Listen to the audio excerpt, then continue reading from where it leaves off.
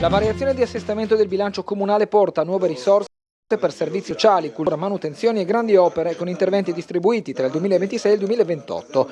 Una parte significativa delle entrate deriva da contributi regionali, in particolare per il sociale, il verde pubblico e la promozione della lettura. Sul fronte della spesa corrente il 2026 concentra gli stanziamenti più consistenti, previsti 1.800.000 euro per trasferimenti straordinari ai teatri cittadini e oltre 1 milione per eventi e servizi legati al Natale e al Capodanno.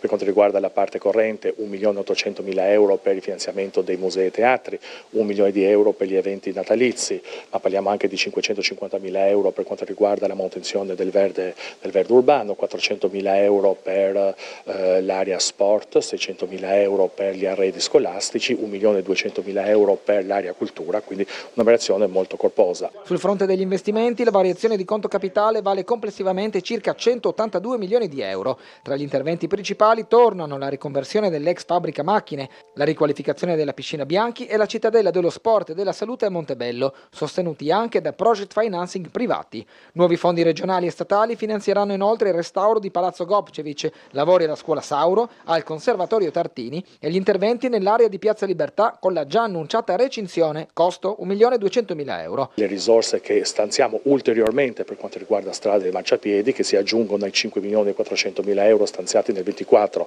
ai 2 milioni di euro stanziati nel 25, ne stanziamo ulteriori 3 milioni di euro per strada e marciapiedi, onde consentire all'area competente di partire immediatamente con le procedure di gara e i lavori importanti che la città aspetta. Il sindaco infine ha anticipato che da luglio potrebbe tornare disponibile il parcheggio del piazzale retrostante il Silos.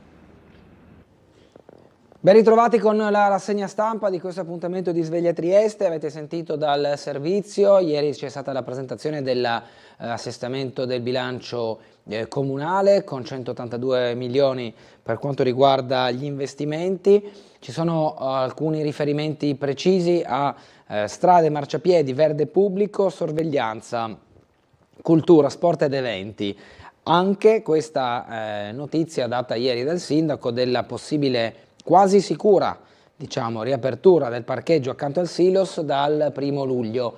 Il dialogo con Copalleanza 3.0, titolare di quel terreno, è in corso per riaprire infatti alla fruizione pubblica con i parcheggi che sono già stati utilizzati alcune volte in formula gratuita, altre a pagamento durante gli eventi, vedi la Barcolana e vedi il Capodanno, e la possibilità di riaverli anche per l'estate.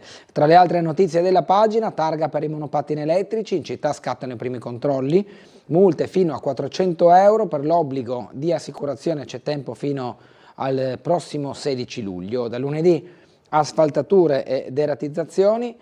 Il Comune di Trieste informa che da lunedì 25 maggio avranno luogo le asfaltature di Piazza San Giovanni, Passo Pecorari, Via Reti, Via Gallina, tratto di 15 metri, Via Carducci, le corsie a bus da Via Torre Bianca a Passo Pecorari. Per evitare che le attività dei cantieri abbiano un impatto importante sulla viabilità locale, i lavori verranno eseguiti in orario notturno.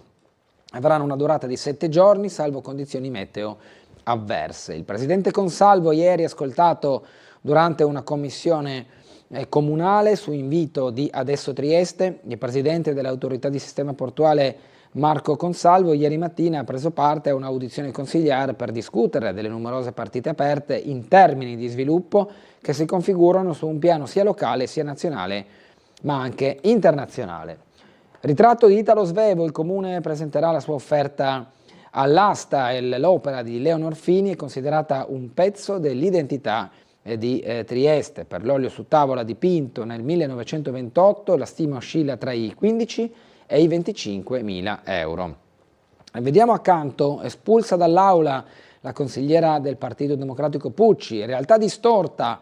Parla infatti di distorsione della realtà Rosanna Pucci dopo che lunedì il presidente del Consiglio Comunale Panteca l'ha espulsa dall'aula. Ritengo inaccettabile quanto avvenuto, dice, ricordando: io stavo semplicemente chiedendo di poter replicare a quanto affermato dal consigliere Medau, che mi aveva direttamente chiamato in causa, sostenendo che non mi rendevo conto di determinate questioni, dice Pucci, difendendo la sua scelta di voler intervenire. Polizia locale, pronti i nuovi agenti, la crisi d'organico è alle spalle, il corpo era sceso sotto le 200 unità, ora i dipendenti sono a quota 289. In 4 anni abbiamo invertito una tendenza che creava problemi nel gestire i servizi. C'era bisogno di forze fresche per assolvere ai numerosi compiti. Ieri la presentazione di questo nuovo apporto di personale proprio alla caserma della polizia locale di Via Revoltella. Vediamo. Saremo ancora sotto organico. Okay. Sempre più competenze e lavoro in un territorio che sta cambiando. Ecco perché le ultime assunzioni di agenti della polizia locale sono considerate fondamentali, anche a fronte dei pensionamenti. Arrivassero altri operatori, certo, non sarebbero sgraditi e l'organico sarebbe completo. Ad ogni modo, l'introduzione nel corpo municipale di 5 nuove figure che vanno a sommarsi ai 16 assunti lo scorso dicembre per un totale di 21 è accolta con entusiasmo dagli assessori comunali alla polizia locale e al personale, rispettivamente Caterina De Gavardo e Stefano Avian, e dal comandante Walter Milocchi. L'organico ora conta 289 dipendenti, di cui 47 con funzioni amministrative. Fra gli operatori, oltre al comandante e al suo vice, ci sono 27 commissari e 213 fra agenti e ispettori. Possiamo aspettarci altre assunzioni in futuro, nel breve periodo? Beh, adesso nel breve noi dobbiamo sempre fare una pianificazione che va in più anni, pertanto vedremo se ci sono le necessità di intervenire, sicuramente come l'abbiamo fatto interverremo sicuramente. È chiaro che il territorio necessita una vigilanza adeguata, la polizia locale ha fatto passi avanti notevoli negli ultimi anni, ribadisco anche grazie all'entusiasmo e all'energia dei nuovi, ma un'energia che è stata sempre molto ben coordinata e incanalata dall'affiancamento dei colleghi più esperti. Diciamo che questa implementazione in più agevola sicuramente, migliora il controllo e ovviamente se fossimo ancora di più, perché nel nostro lavoro poi usare strumenti per il controllo del territorio deve essere svolto dalle persone che devono essere visibili.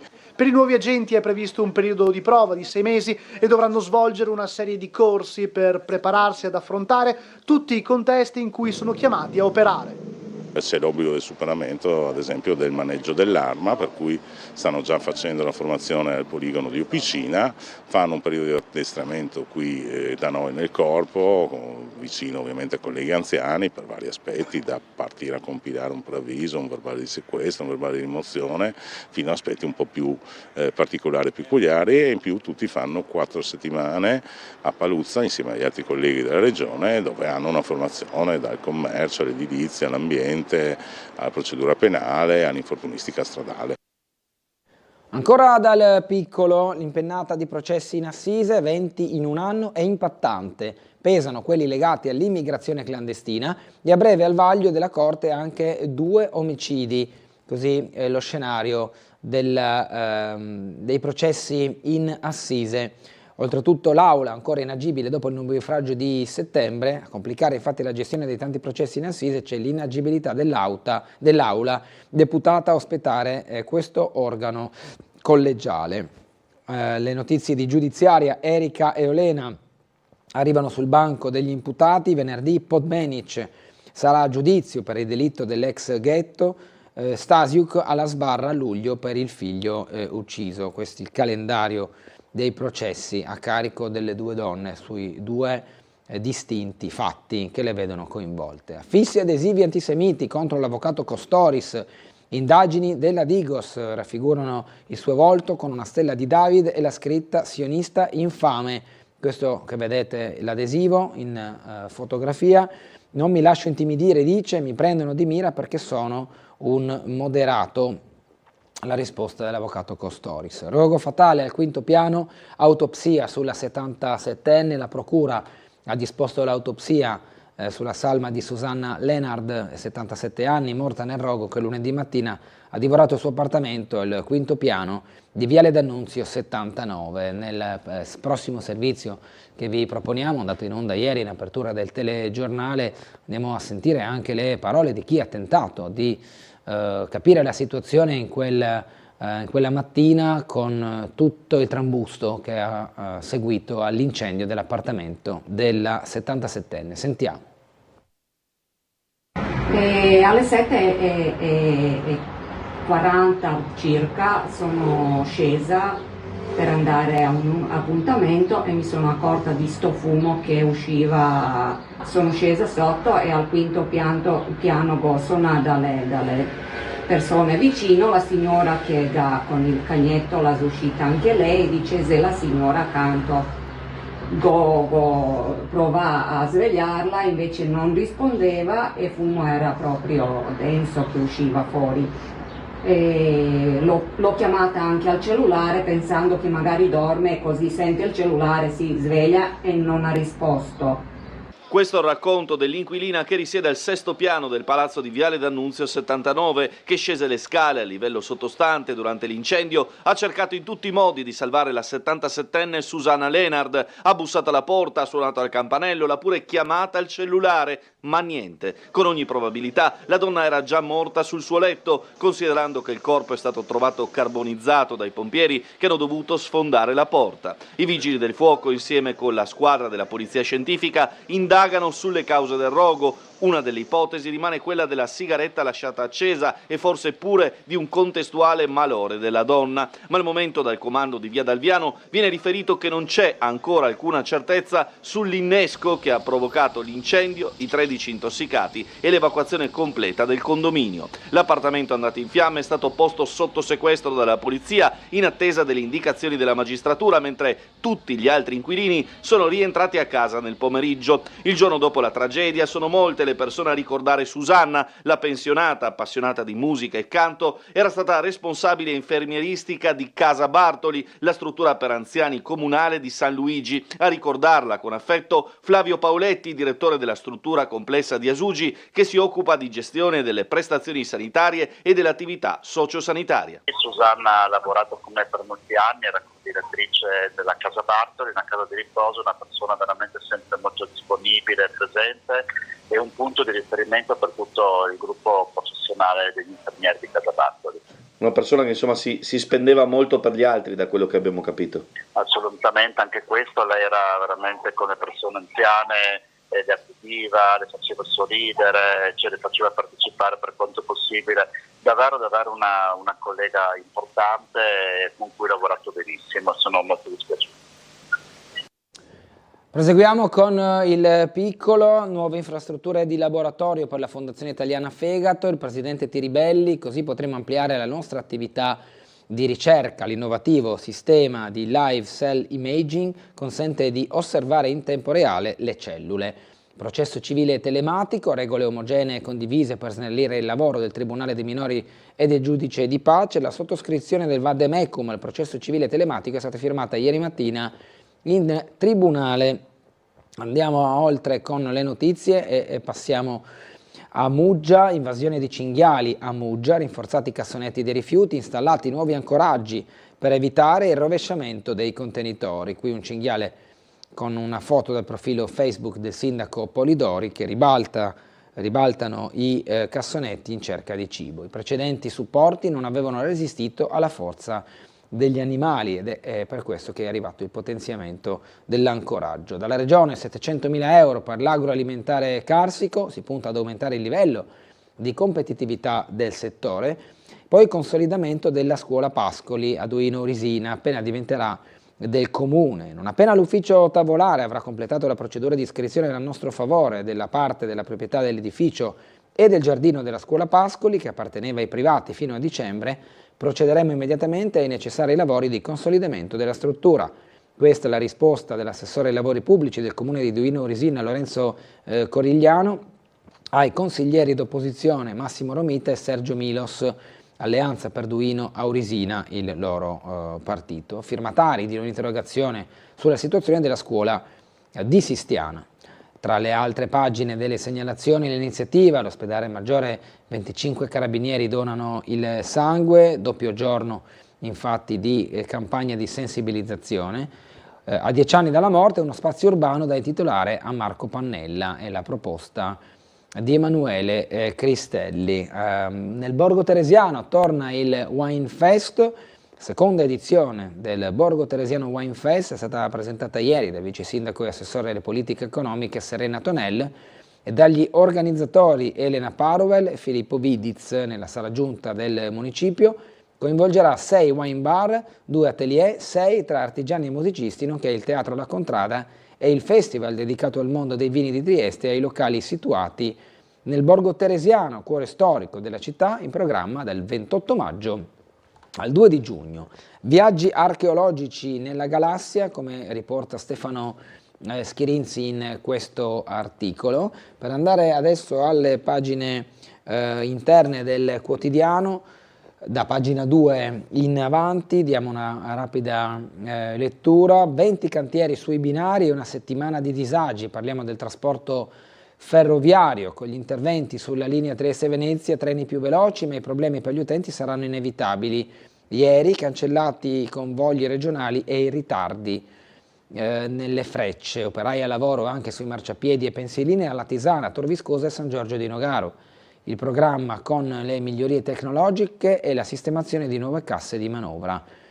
Ci sono infatti diversi disagi e qui racconto tra i viaggiatori spaesati a caccia di autobus e taxi. Ho perso quasi 5 ore, dicono alcuni viaggiatori, alle prese con questa situazione di disagio. A Cervignano austriaci ignari e studenti organizzati, una coppia di turisti scruta i tabelloni a caccia di informazioni, ridotte le soluzioni per arrivare infatti a Mestre. Il governo tratta con l'Europa, giallo sulla difesa, andiamo ai conflitti e all'attualità. Giorgetti e Meloni al lavoro per gli spiragli sull'energia, ma in aula c'è il passo indietro sulla revisione del 5% della spesa militare per la NATO. Il centrosinistra denuncia il caos in maggioranza, frattura tra Sala e Partito Democratico sul gemellaggio con Tel Aviv. Ravetto lascia la Lega e si rifugia da Vannacci, nessuna sorpresa in via Bellerio Borghi, da 1 a 10 mi dispiace 1, il generale la applaude. Il ricordo di Pannella, 10 anni dalla morte, lo storico leader dei radicali commemorato come icona controcorrente.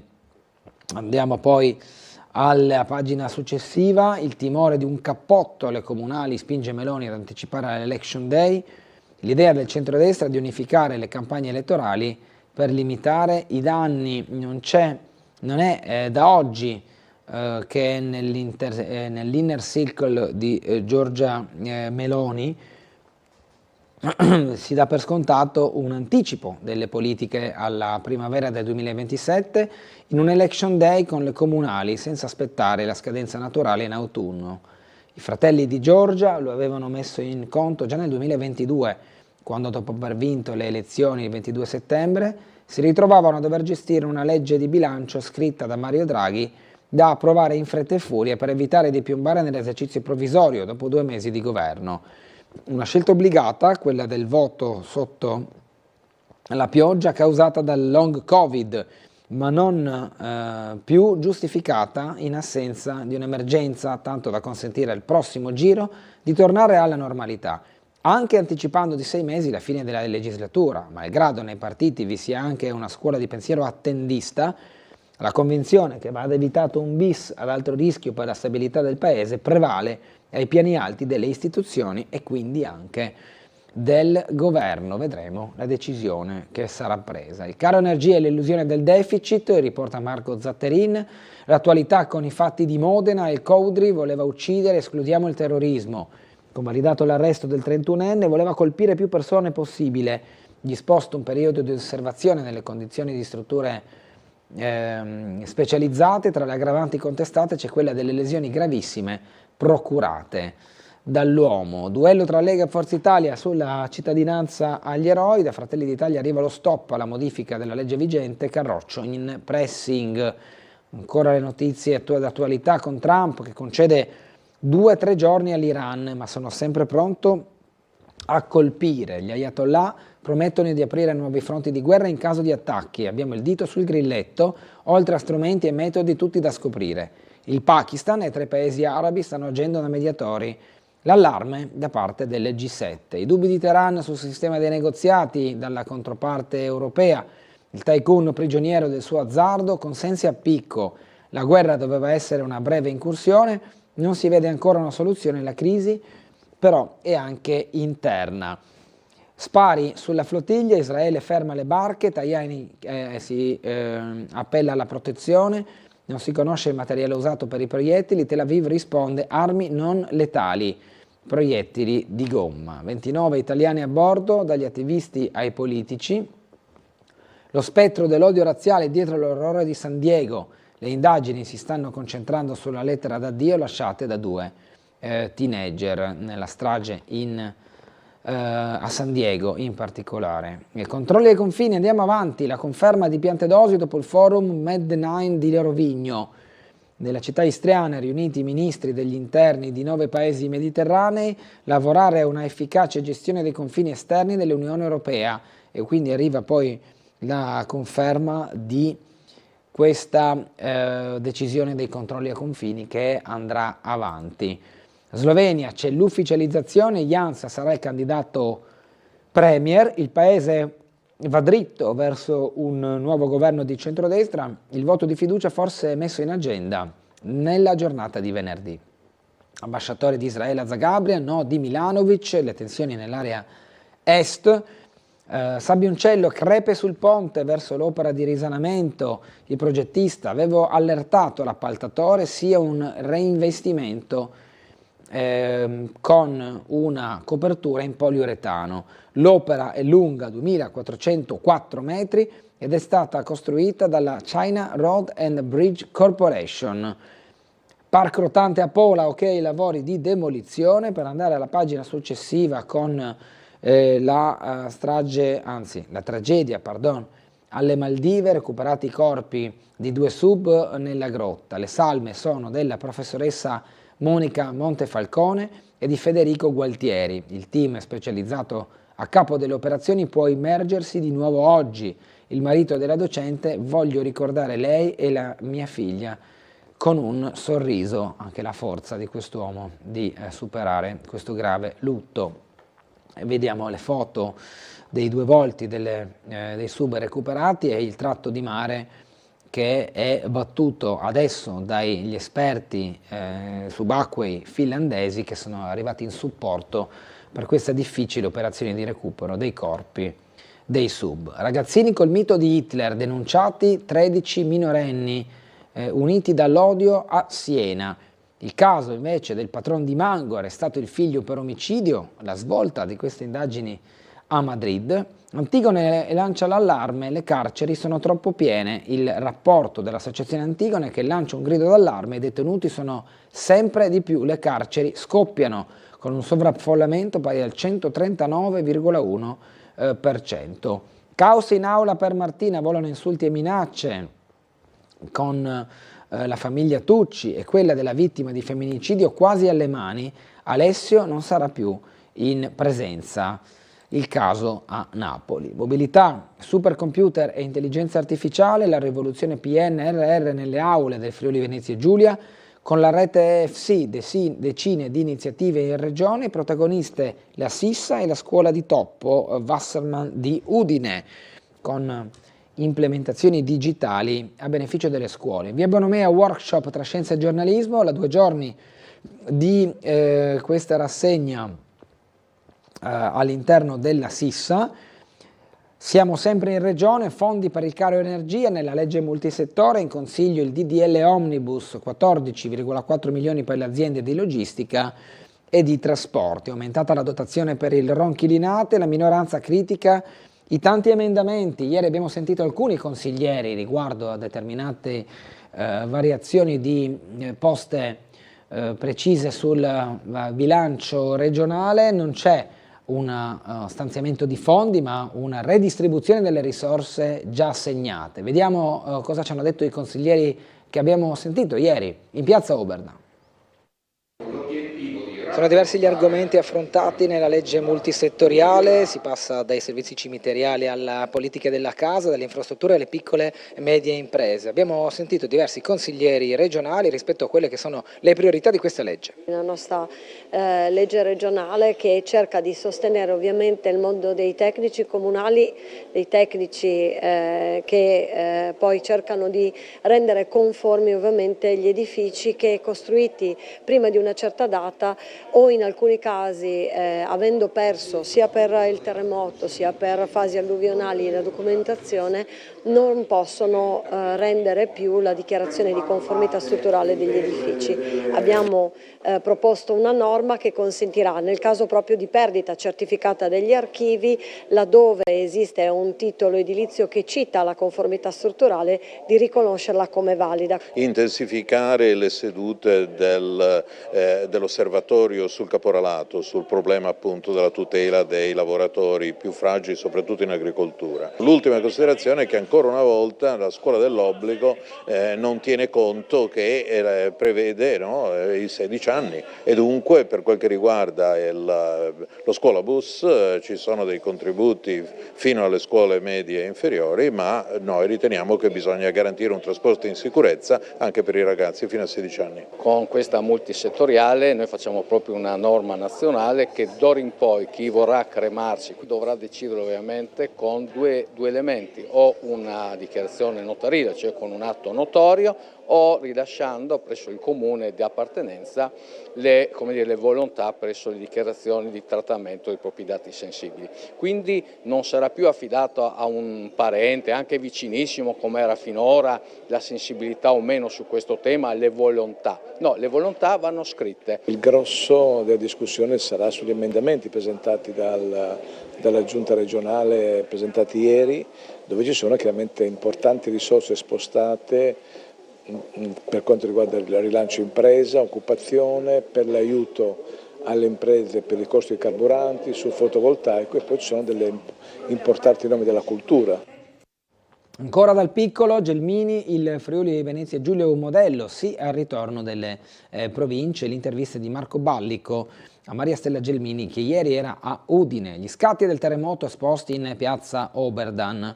Il percorso attinge da un patrimonio di oltre 554.000 istantanee custodite dal CRAF di Spilimbergo, che restituiscono tutta la devastazione dell'Orcolat, ma anche la straordinaria capacità di reazione di una terra che dopo il sisma del 6 maggio del 76 seppe rialzarsi dalle macerie, e infatti in Consiglio regionale è esposta questa serie di testimonianze visive, di foto che raccontano il terremoto. Gli autisti non mancano e il rincaro dei carburanti non preoccupa Gorizia, parla la presidente di APT dopo l'approvazione del bilancio.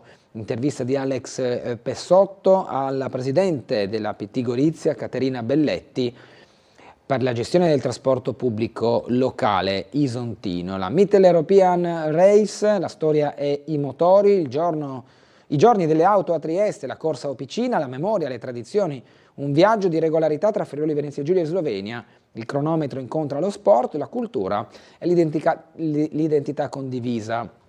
E a muovere tutto questo è anche la passione per le auto e per le auto d'epoca in particolare. Non è solo una gara, un anfiteatro sul mare, è una città che si racconta. Mitteleuropean Race, la cultura dei motori, il senso del territorio, vedete il titolo di questa pagina, 10 edizioni di passione tra gare e paesaggi triestini, goriziani e friulani. Si inizia domani e prosegue fino a domenica tra vetture moderne e storiche. Piazza dell'Unità d'Italia ospiterà i momenti principali di questa manifestazione. Cambiamo pagina sempre per vedere altre foto delle auto coinvolte. Questo è un bolide ad altri tempi immortalato davanti al municipio di Trieste, un modello piuttosto particolare. Siamo alla crisi industriale in Friuli Venezia Giulia della Startec a Trieste, lavoratori oggi in assemblea, situazione critica, vogliamo risposte, aggiornamento dei sindacati dopo il tavolo ministeriale. Non c'è nessuna notizia limpida, progetto valido, ma come si realizza senza investitori? Il quesito che poi le sigle sindacali hanno posto al tavolo con l'azienda, è presente anche la Regione, ovviamente il Ministero che ha ospitato l'incontro, oggi l'Assemblea dei lavoratori. La posizione di Confindustria, Electrolux, questione europea.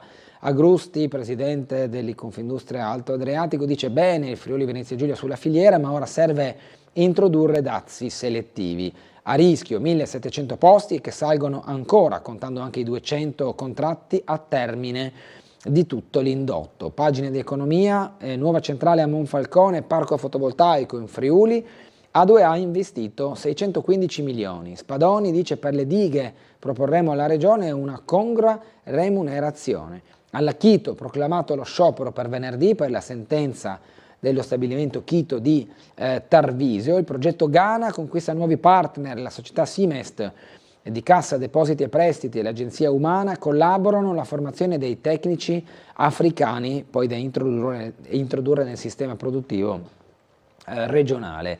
Astercop, ricavi a 53 milioni, legame solido con i soci, numeri di bilancio positivi per la società regionale attiva nella logistica, fatturato è aumentato dell'11,9%, l'utile è stato di 85.000 euro, il presidente Macoric dice non siamo guidati da logiche finanziarie di corto respiro, così riusciamo a programmare. Al Festival dell'Economia focus sul futuro dei giovani.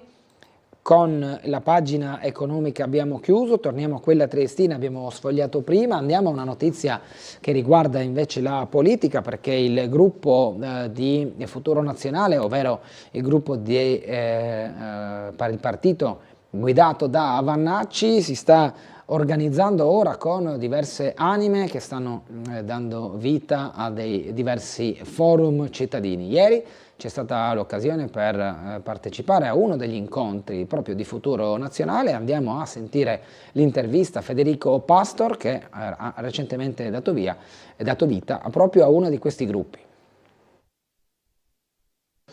La motivazione che mi ha spinto a iscrivermi a Futuro Nazionale è quella di poter far parte e con orgoglio della nascita, della crescita, della costituzione di un partito che sicuramente penso possa cambiare le sorti della nostra amata Italia.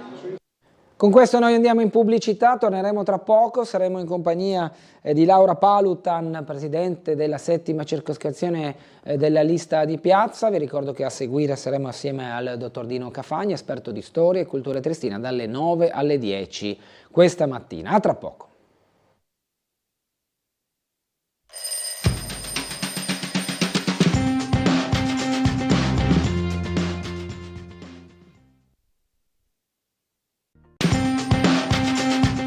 Ben ritrovati in diretta con Sveglia Trieste, ancora qualche minuto prima dell'arrivo della nostra ospite che ha avuto un imprevisto ma sta arrivando. Io vedo che c'è una telefonata che però immagino voglia dialogare con Laura Palutan che arriverà come detto tra poco. Se il telespettatore o la telespettatrice hanno comunque voglia di intervenire ugualmente, senza farli attendere troppo possiamo sentirli, in caso invece vogliano avere una risposta puntuale, quindi far sentire la propria voce dalla nostra ospite, allora al caso o di attendere o di richiamare. Lo faccio decidere a chi è in linea. Buongiorno. Buongiorno a lei, dottor Gulotta. Buongiorno. Franco. Volevo proporre al dottor Di Piazza di far mettere un monumento casomai in piazza Unità d'Italia per quanto riguarda Sveglia Trieste, per il semplice fatto che ci date la possibilità qualche volta di dialogare e spiegare le nostre problematiche.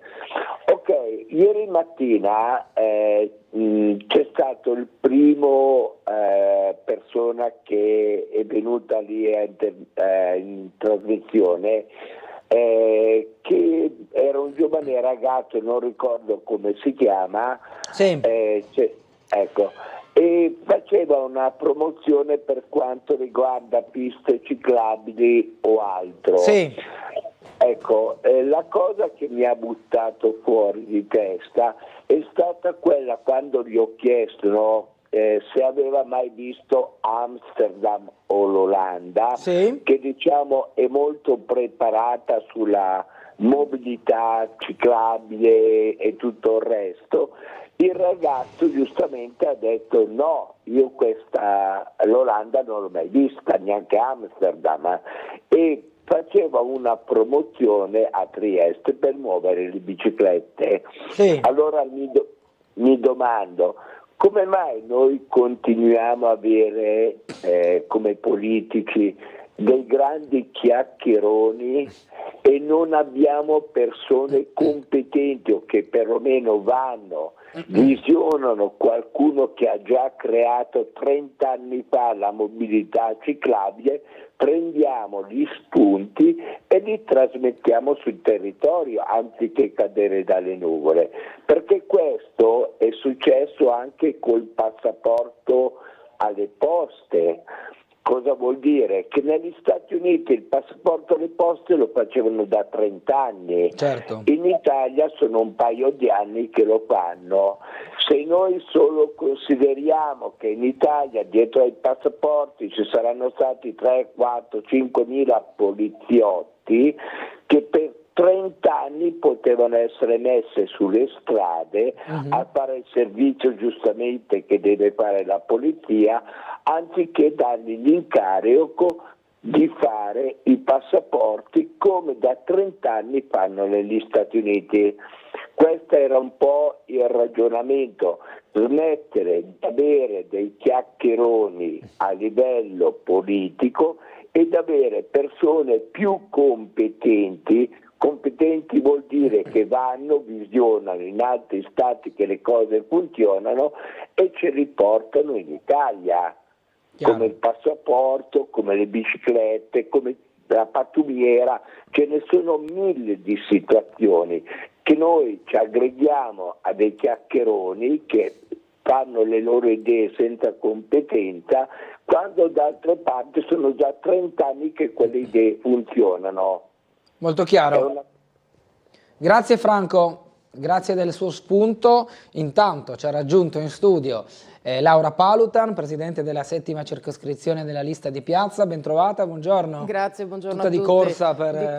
Di corsa perché la galleria appunto Carso sulla 202 ovviamente, essendoci un traffico dovuto ai camion che non hanno la possibilità tradizionale per raggiungere i loro punti di destinazione, mi ha portata con una fila di ben 10 minuti. Sì. Notevole. Mi aveva avvisato, l'avevo specificato anche prima, questo inghippo viabilistico. Intanto allora ha chiamato il signor Franco, si è riferito all'ospite di ieri mattina che parlava di mobilità ciclabile. La domanda che gli aveva fatto il telespettatore era se fosse mai stato ad Amsterdam o in Olanda per vedere come effettivamente lì ormai vivono in bicicletta. Al signor Franco io rispondo: io sono stato ad Amsterdam e ho visto effettivamente che la bici è il primo mezzo di trasporto. Amsterdam è una città piena di canali, quindi si presta anche a questo tipo di mobilità. La geografica anche leggermente diversa, anche le strade, le piazze sono molto più grandi. Indubbiamente su Trieste si sta facendo anche tanto sulle due ruote con la bicicletta, che poi dovremmo anche qui dividere cosa si intende per bicicletta, cioè se dobbiamo fare le corse o se dobbiamo semplicemente utilizzarla come ad Amsterdam come mezzo di trasporto. Non si può paragonare Trieste ad Amsterdam, con tutto il rispetto per il signor Franco, cioè è bellissimo. Ci sono altre città, ad esempio Monfalcone, dove ha una viabilità da sempre. Ora ci sono più piste ciclabili assegnate, ma in realtà Monfalcone da sempre ha avuto come mezzo di trasporto principale la bicicletta, proprio perché è una pianura. Trieste, tranne la zona centrale che abbiamo sulle rive o alcune parti nello specifico, obiettivamente, ad esempio da dove provengo io, cioè se devo venire giù dall'altipiano in bicicletta e poi risalire, ragazzi, insomma, facciamo il fisico ma in maniera importante anche. Bene, giova la salute. Intanto ci sono arrivate diverse mail già dalla rassegna stampa di questa mattina. Commemorazione del Merigo Grills, si è tenuta ieri alle 19 l'annuale commemorazione alla memoria del noto giornalista triestino morto in Mozambico. Detto evento si svolge da anni in perfetto ordine, senza il benché minimo incidente, anzi si svolgeva perché ieri un gruppo di sinistra, di estrema sinistra, ha tentato invano di impedire la manifestazione usando la violenza e la prevaricazione ai danni dei partecipanti, non sicuramente giovanissimi, ma neanche incapaci di difendersi. Infatti, i suddetti estremisti, dopo aver aggredito i partecipanti al pacifico ritrovo, vista la mala parata, hanno preferito la ritirata, ma non contenti dei disordini recati, se la sono presa pure con le forze dell'ordine che sono state giustamente costrette a reagire. Dagli audio delle varie testate non passano inosservati dialetti e pronunce di Città del Veneto e non solo. Ciò mostra l'infiltrazione dei terroristi tra le file dei contestatori. Concludo, hanno partecipato al ricordo numerosi esponenti politici democraticamente eletti e l'evento alla memoria era autorizzato, mentre quello del corteo di sinistra no. Quindi di chi la negligenza e la responsabilità della presenza di violenti di varie provenienze in Viale 20 Settembre, scrive Piero. Infiltrazione terroristica forse è un termine un po' grosso, c'è stato inevitabilmente un contatto tra le parti che ha generato i tafferugli. Sì, che ultimamente sta accadendo un po' troppo spesso. Un po' troppo spesso. No, è un po' troppo spesso. Vediamo delle scene che nel 2026 sembrano anche un po' fuori moda, fuori storia. Ho sentito l'ospite successivo tra fare anche un excursus più specifico del mio, ma non siamo negli anni 20 né tantomeno negli anni 50 e indubbiamente l'evento, insomma la commemorazione che è stata fatta ieri da chi l'ha organizzata e da chi ha chiesto i permessi in maniera regolare, da quanto si vede dai filmati era comunque una situazione tranquilla, serena, non c'erano problematiche e non riesco a darmi una spiegazione di perché sempre bisogna contestare tutto.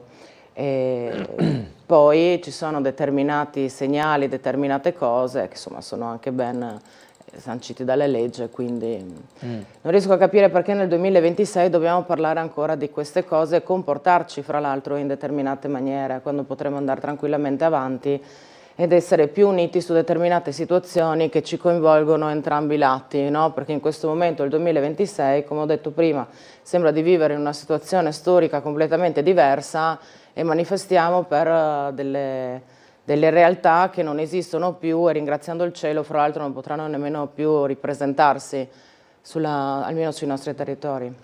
Altra mail che dice piena solidarietà al giornalista del Piccolo, i morti vanno rispettati, non ci sono morti di serie A o serie B, queste continue contromanifestazioni da parte di gruppi di antagonisti stanno portando solo al ritorno della violenza e dei vandalismi nella nostra città.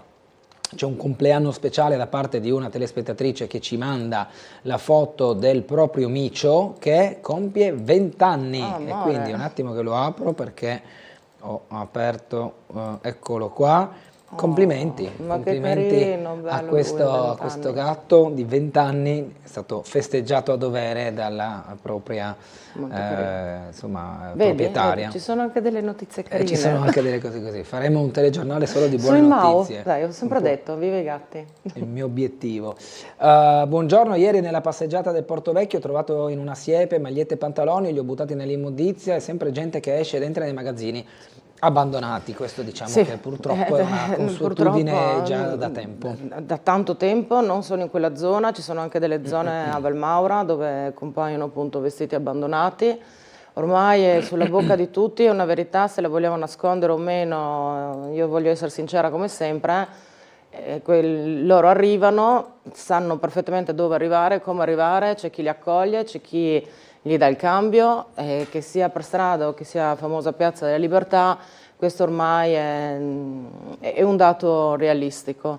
E ha fatto bene a buttare nella spazzatura, spero che nessuno vada a dargli la multa alla signora per quanto ha buttato. Abbiamo una telefonata, buongiorno. Buongiorno Bernardo, buongiorno al suo ospite. Prego.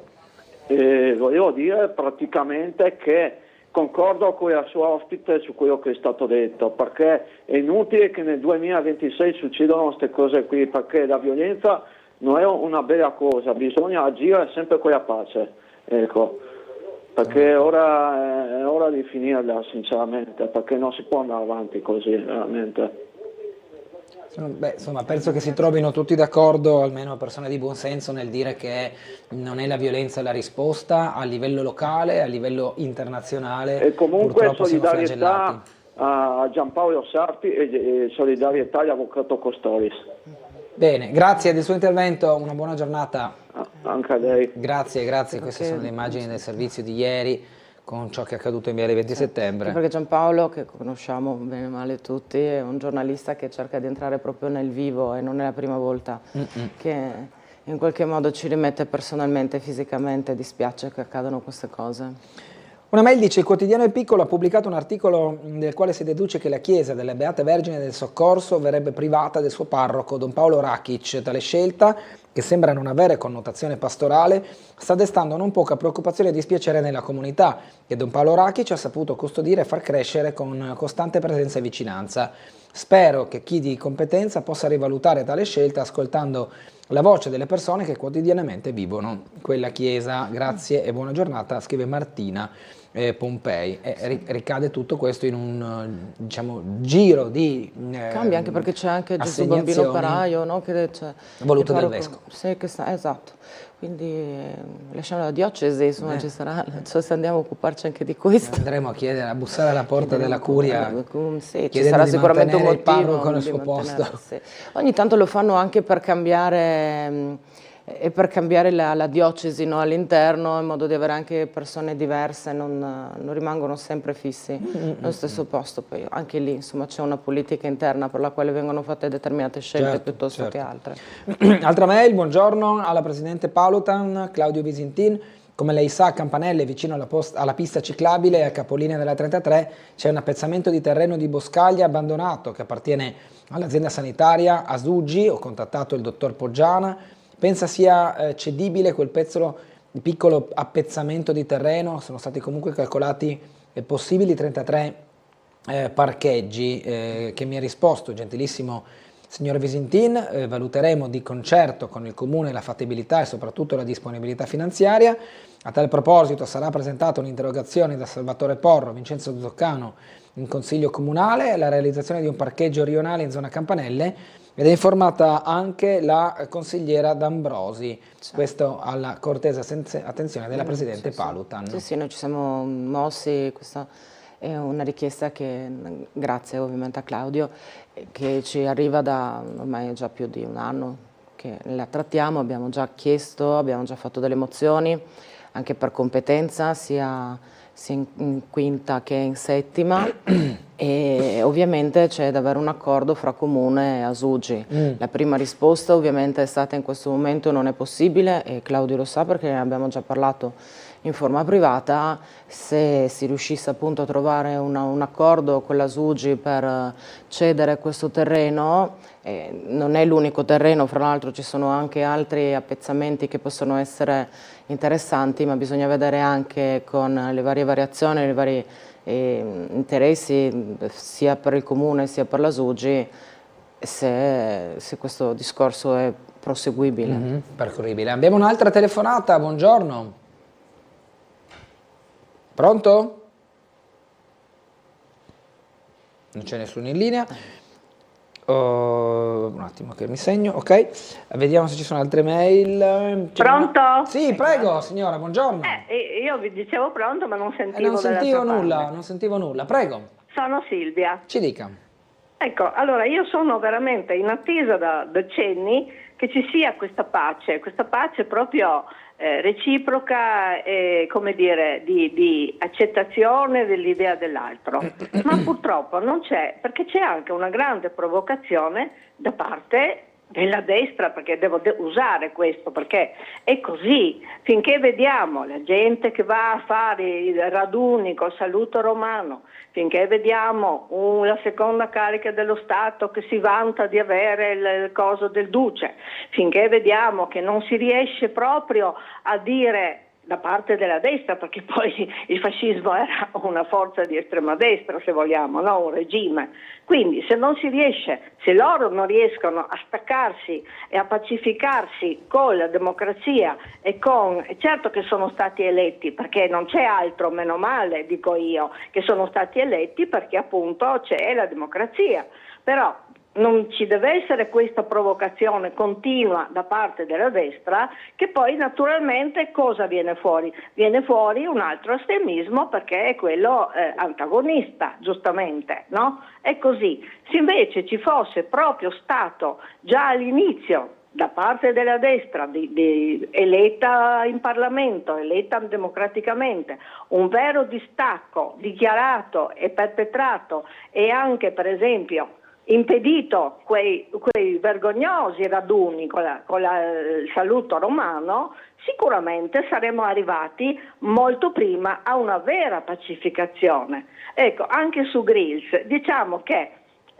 il povero Regeni viene dimenticato, tutti i personaggi che possono in qualche maniera ricordare un'ideologia non di sinistra, ma diciamo di centro-sinistra, di progressismo, vengono dimenticati e vengono tirati fuori solo ed esclusivamente personaggi che sono di pura destra, se non è estrema è comunque pura destra. Queste sono provocazioni e non è una ricerca della pace questa qua. La pace deve essere reciproca e riconosciuta e appunto devono venire rinnegati i valori che sono di estremismo e che sono anche rievocano tempi che noi abbiamo, io no personalmente, però tempi che abbiamo vissuto, e quindi bisognerebbe anche capire che quei tempi là devono essere prima di tutto diciamo disconosciuti da quelli che sono poi stati gli eredi, perché poi ricordiamoci che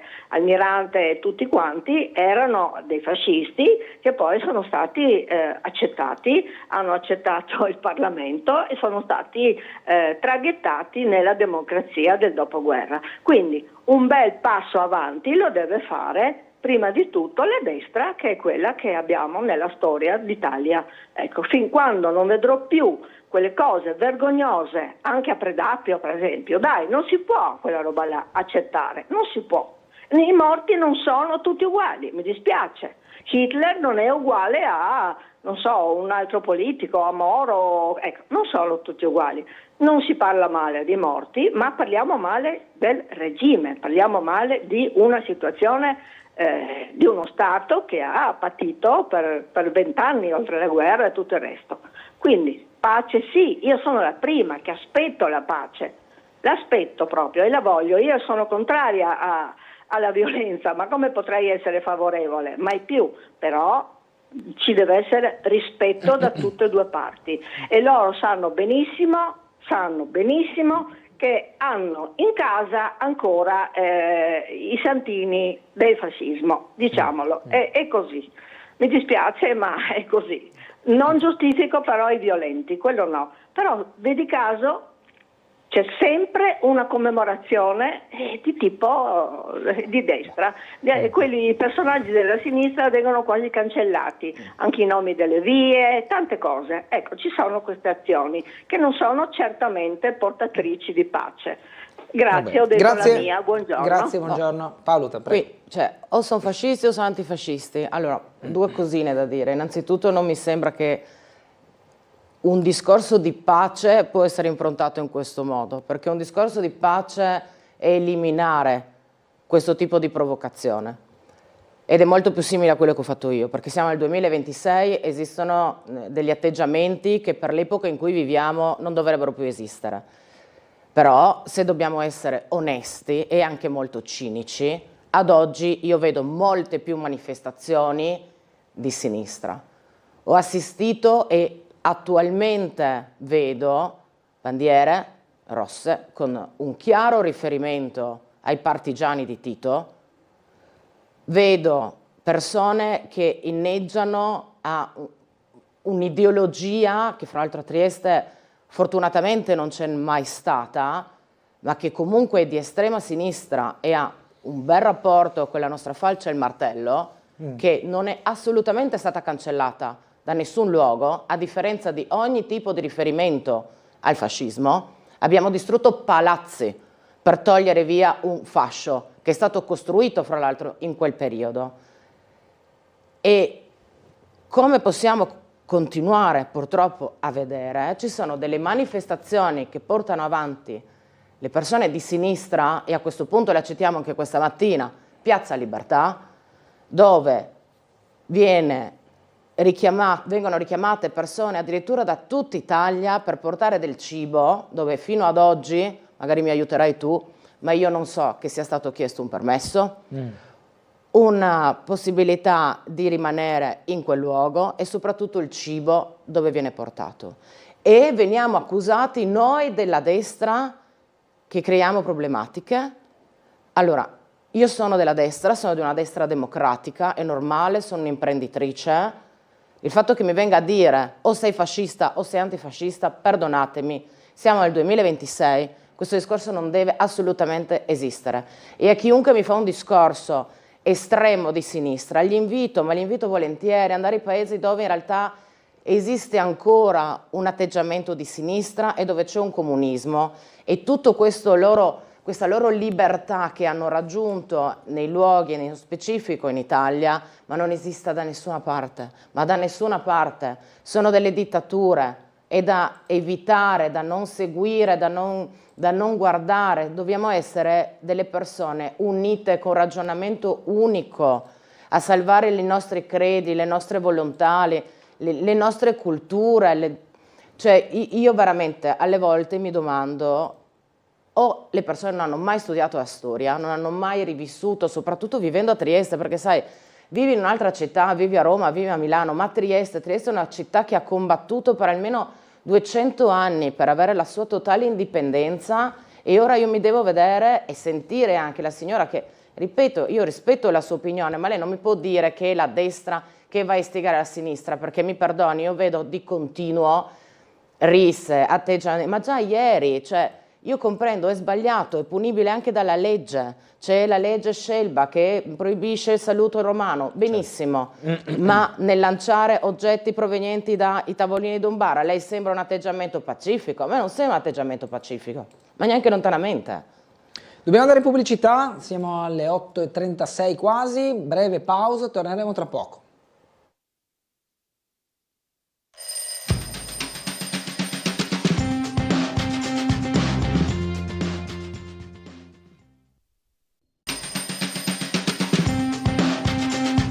In diretta con Sveglia Trieste in compagnia di Laura Palutan della lista di piazza, presidente della 7ª circoscrizione. Sentiamo un'altra telefonata, buongiorno.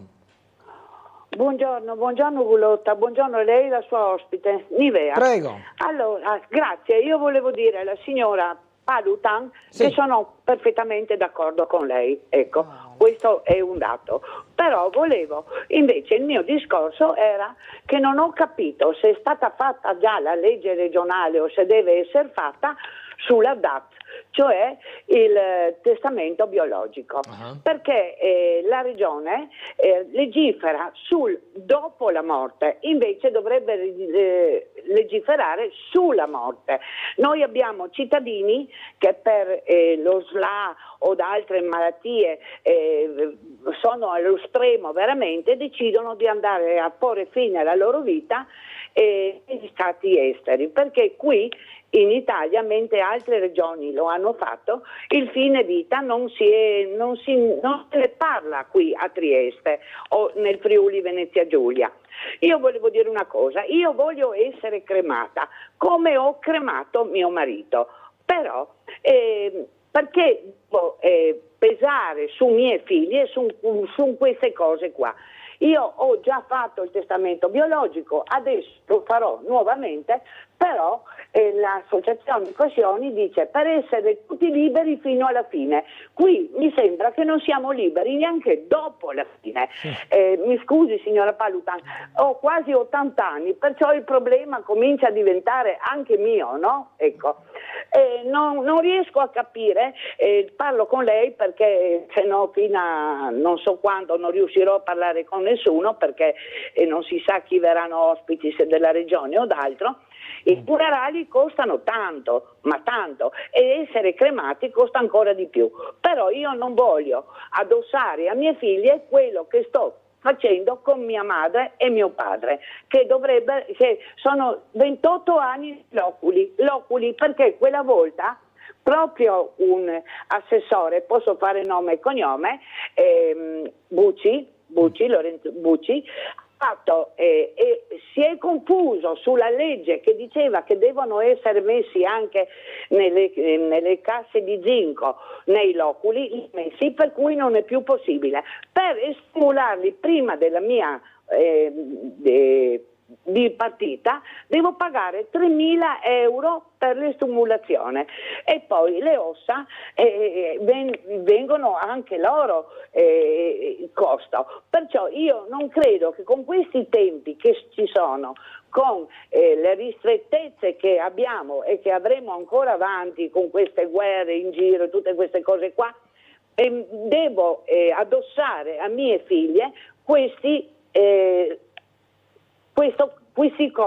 compito e soprattutto onerosi. Okay. Eccolo.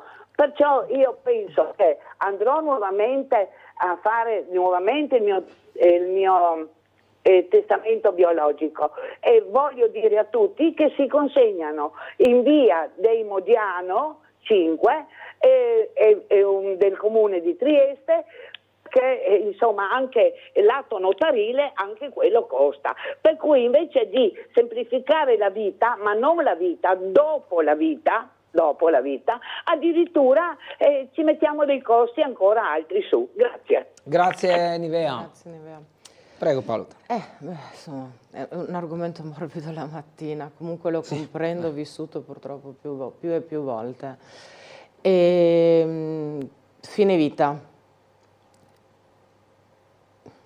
Io sono d'accordo, nel senso che in base a ogni situazione, sia personale o familiare, uno innanzitutto, io ho sempre detto anche personalmente ai miei figli, se dovessi trovarmi in una situazione nella quale non sono più in grado di fare la mia vita, no? Questo non vuol dire non riuscire a camminare, ma non riuscire ad esprimere, non riuscire a parlare, non riuscire in qualche modo a essere quella che mi vedono, che mi vedete ogni giorno, per me quella non è più vita.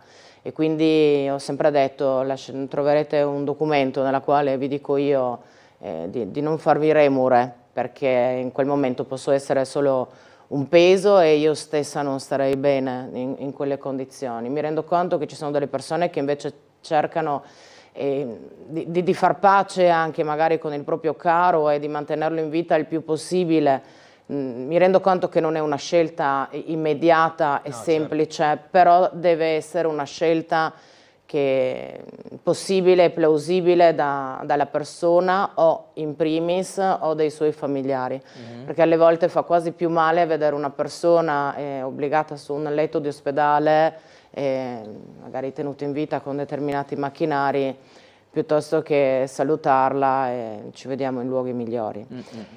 Per quanto riguarda invece l'organizzazione del funerale, io penso anche che si possa organizzare anticipatamente, nel senso che magari anche questo non è una cosa bella, ma è qualcosa a cui tutti quanti noi dobbiamo pensare, no? Perché sono anche in questo caso, signora Nivea, andiamo d'accordo.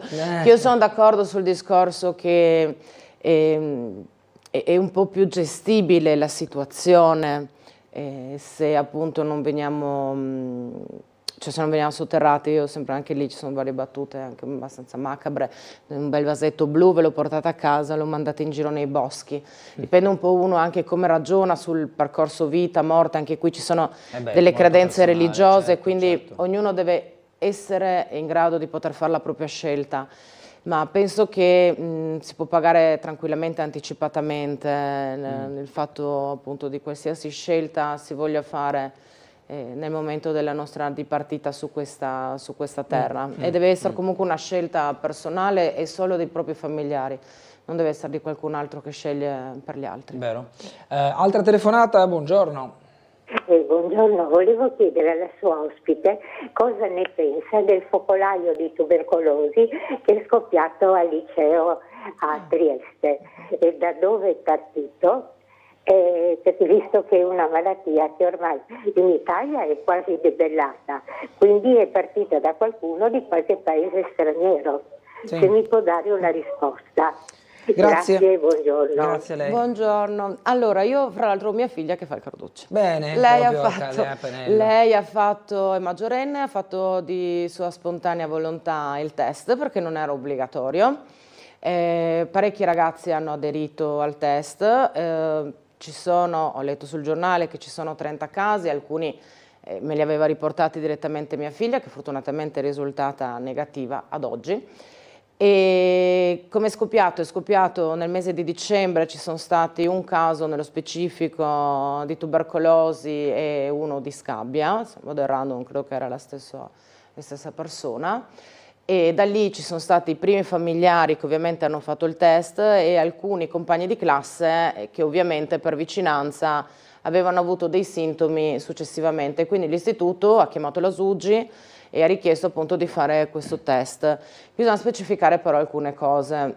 Ci sono anche dei ragazzini, ad esempio in classe con mia stessa figlia, che sono risultati positivi, ma molti di questi probabilmente hanno fatto il vaccino alla tubercolosi, cosa che ad esempio in Italia non si fa più perché ormai è debellata da più di 30 anni. E in questo caso ovviamente risultano positivi al test, anche se fondamentalmente non hanno la malattia oppure ce l'hanno in una forma magari latente.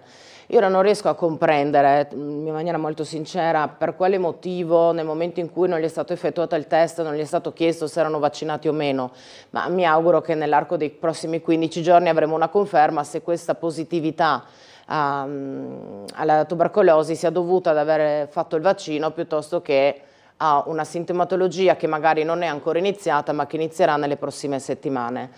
E non sono assolutamente contraria a fare questa tipologia di test, per me andrebbero estesi anche su tutte le altre scuole, anche per rendersi conto di che livello siamo, perché il classico vaccino trivalente che abbiamo fatto tutti noi in giovane e tenera età e che anche i nostri figli hanno, poi man mano nel corso degli anni si dimentica di rifare i vari richiami. Io stesso l'ho rifatto 10 anni fa su consiglio fra l'altro dell'infermiera che mi ha detto quanti anni è che lei non si vaccina, faccio, insomma sarà dai tempi del liceo, mi fa venga signora che ormai no, non siamo più in quei periodi in cui non abbiamo nulla, viaggiamo per il mondo noi stessi e per primi, anche quando andiamo in altre zone dove non c'è la specifica necessità di avere delle vaccinazioni, ad esempio sulla febbre gialla o altre nello specifico, ma dove semplicemente ci sono altre persone che non hanno avuto l'abbattimento dovuto a una serie di vaccinazioni. Ad esempio una fra tutti, e te lo dico in maniera quasi spaventata, è che noi non abbiamo il vaiolo, noi non abbiamo la vaiolina, noi non abbiamo il vaccino per il vaiolo. E più della tubercolosi a me preoccupa il vaiolo, se devo essere sincera, quindi non mi dà nessun tipo di vergogna a dover fare delle ricerche all'interno degli istituti e anzi sarebbe corretto restituire anche l'infermieria all'interno degli istituti scolastici. Io mi ricordo, l'ho citato anche tempo fa, ti ricordi le pastigliette che mangiavamo al fluor, mamma mia, una roba terribile, e le vitamine, però c'era una continuità nelle regole che avevamo e anche i vaccini che dovevamo fare, una parte veniva fatta dalla nostra famiglia, una parte era proprio all'interno dell'istituto scolastico. Avendo tanti ragazzi che provengono anche da realtà diverse, e non per sempre bisogna parlare di migranti, ma proprio anche realtà diverse, quindi non hanno la nostra abitudine al vaccino continuativo, dovrebbero fare appunto un controllo e in quei casi appunto continuare ad avere i vaccini, i controlli, cioè ci siamo sempre controllati, non è niente. Cioè non bisogna vergognarci, l'abbiamo fatto per decenni, l'abbiamo fatti anche noi che eravamo ragazzini, quindi io non vedo dove ci sia il problema e soprattutto ho sentito varie storie di puntare diti qua. Se abbiamo persone che provengono da altri posti e che quindi non hanno avuto la nostra strada nella salute, nell'abbattimento di determinate malattie, è logico e normale che ritornino, ma su questo vuol dire che noi per primi dobbiamo rifare i nostri richiami e tutte le persone che arrivano in Italia, al pari di anche altri stati, devono seguire il nostro stesso identico percorso. Si è capito da dove è partita questo contagio? Da una persona, da un ragazzino, penso che era all'interno. Straniero? Penso che era straniero, sì. Ma okay. È una pura casualità in realtà. Sì, magari anche non c'è. Anche perché, ripeto, ci sono casi di tubercolosi anche tradizionali, nel senso che non è totalmente debellata. Certo, l'idea di sentire 30 casi su 100 è un numero molto alto. Però se già di questi 30 ne possiamo togliere almeno 15 perché sono dovuti a dei falsi positivi, allora già la situazione si ridimensiona. Ancora una telefonata, buongiorno. Carissimi, buongiorno. Volevo fare una breve osservazione. Prima l'ospite ha accennato al fatto che questi episodi di violenza come quelli che sono in accadimento anche a Trieste sono ormai fuori dalla storia, o dovrebbe essere fuori dalla storia, ma questo non è vero.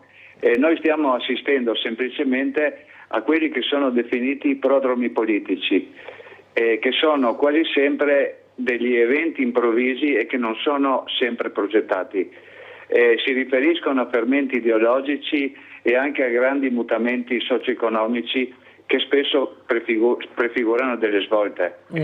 Io ricordo all'ospite che i prodromi in Italia si sono verificati nel 23 con la nascita del fascismo, nel 43 con l'8 settembre, nel 45 con la Resistenza, ma anche recentemente nel 92, quando per iniziativa di un giudice è emerso un quadro illegale che ha cancellato in poche settimane l'intero pentapartito, dalla DC al PLI. Quindi tutti i partiti di governo, 5 grandi, sono stati cancellati dalla storia, con la nascita di una seconda repubblica che nessuno avrebbe mai previsto.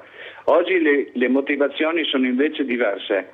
I ricchi sono sempre più ricchi, poveri e classe media sempre più poveri, corsi inutili agli armamenti, sudditanza alle norme europee che strangolano i cittadini. Quindi vedremo cosa succederà. Vi ringrazio, buongiorno e buon lavoro.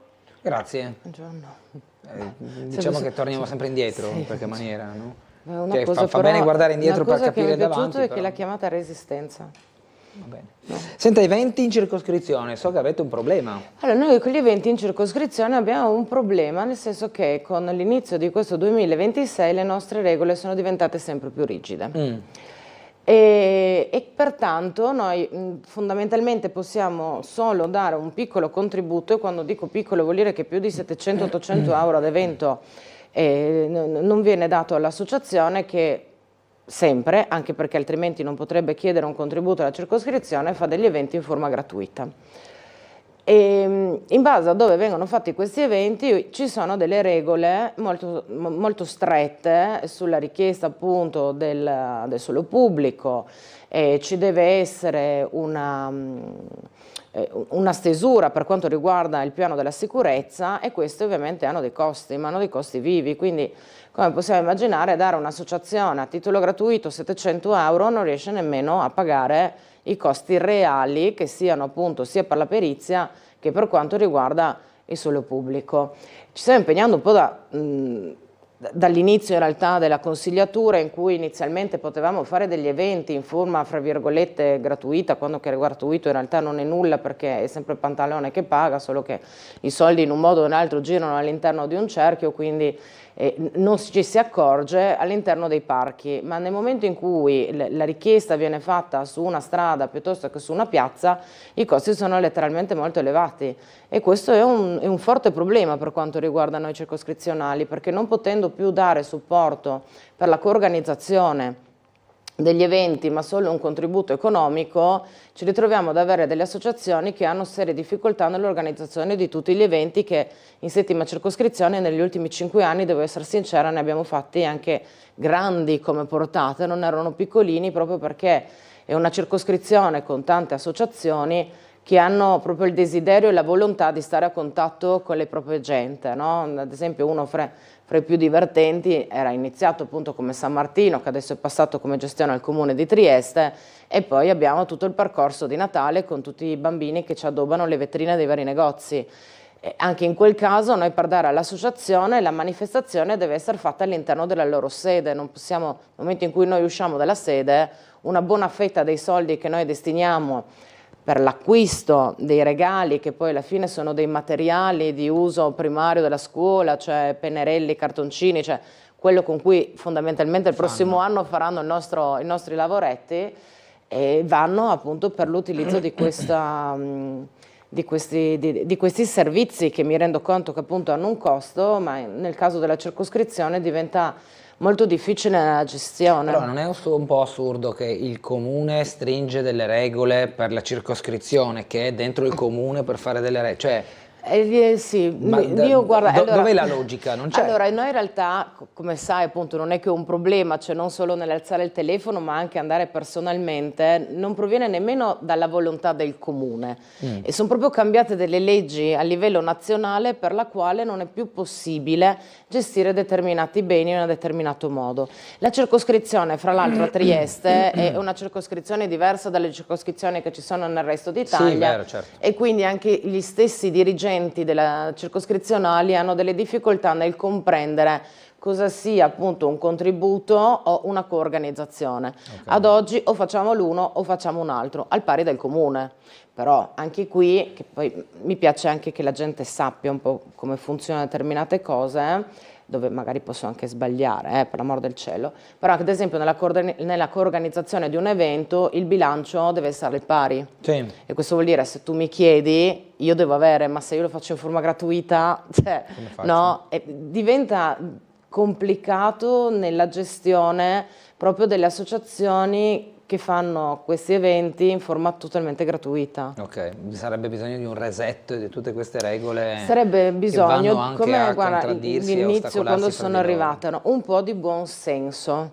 No? Un po' di buon senso. Ci sono delle cose in cui non è che non facciamo finta di non vedere, ma ci sono delle cose che va bene così perché qualsiasi cosa succede non è grave, e delle cose in cui bisogna essere in realtà molto più severi e ligidi nel controllo.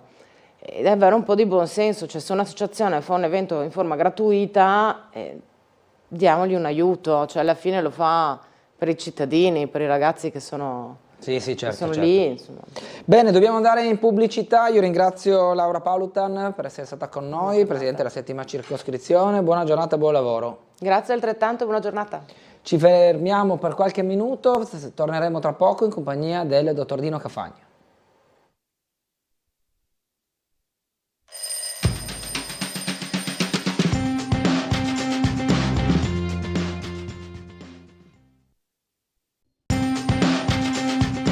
Ben ritrovati in diretta con Sveglia Trieste, come annunciato siamo in compagnia del dottor Dino Cafagna, esperto di storia e cultura triestina. Ben ritrovato. Ben ritrovato anche voi, grazie, buongiorno a tutti. L'argomento di oggi è l'acquedotto del Randaccio, acquedotti di Trieste, contenuti anche all'interno del libro che vedete, Trieste Curiosa 2, che raccoglie tutta una serie di particolarità della città, della sua storia, degli aspetti anche più curiosi, meno noti, più curiosi, come dice lo stesso titolo. Dottor Cafagna, prego. Vediamo?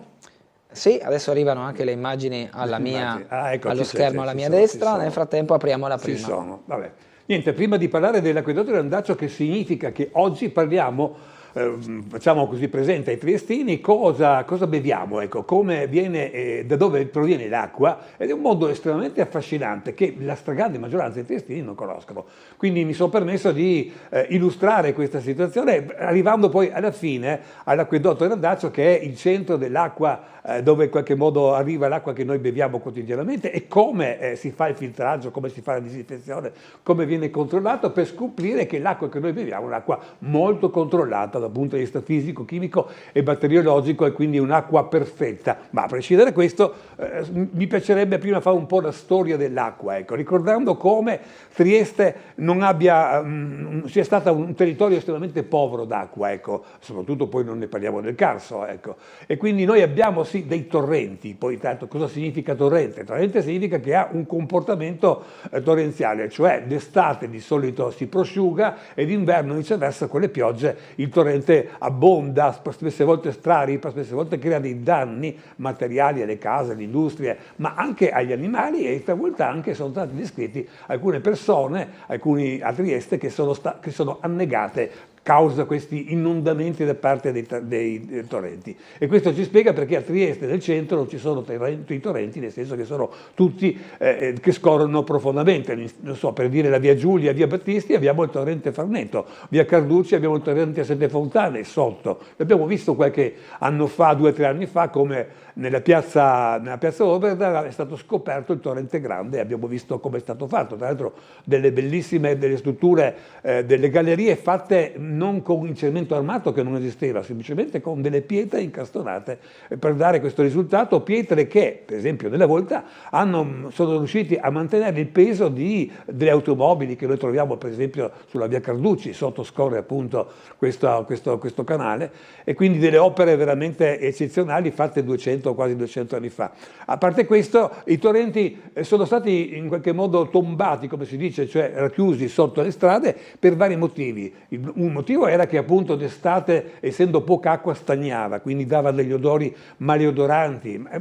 C'era anche la possibilità della crescita di zanzare e quindi di malattie tipo malariche in definitiva, ecco, quindi è malsana. Ma soprattutto il problema più grosso è che i torrenti sono stati sempre usati come delle fognature. Ecco. Per esempio le case che venivano costruite in periferia non avevano delle tubature al fognario, ovviamente, ecco, quindi scaricavano nel torrente, scaricavano l'immondizia, scaricavano soprattutto anche aspetti fognari. Ecco, se ci ricordiamo, qualche anno fa il torrente grande che è stato scoperto in Piazza Oberda aveva un odore maleodorante. Questo perché tutti i torrenti purtroppo sono diventati delle fognature in qualche modo, per quanto si cerchi in qualche modo di contrastare. Ecco. Comunque a Trieste, anche perché dal punto di vista logico, ecco, immaginiamo che in via Carducci, che una volta si chiamava via del torrente perché perché prima scorreva un torrente aperto, ecco, questo tagliava la città in due, ecco, c'erano dei ponti, ma rari, pochi, tagliava la città, quindi un motivo per cui sono stati tombati è anche questo, che davano disturbo alla circolazione. Ecco. A prescindere da questo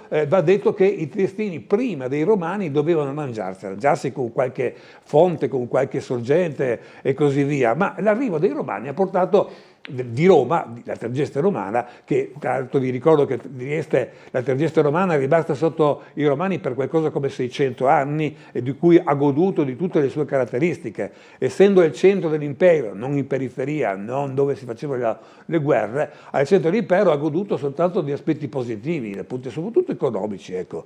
Tanto è vero che la città, qualcuno parla che Trieste è stato un villaggio di pescatori, no, assolutamente no, è stato soprattutto sotto Roma un villaggio, cioè una città molto importante, tanto è vero che è stata circondata dalle mura, non si circonda delle mura che sono alte 6-7 metri, che costano, che è un impegno anche economico, eccetera, una cittadina perché è un villaggio di pescatori, no, perché è una città importante dal punto di vista commerciale, essendo la città più a nord dell'Adriatico era importante perché arrivassero le navi con i militari, con le derrate alimentari che potevano essere utili per tutta la zona.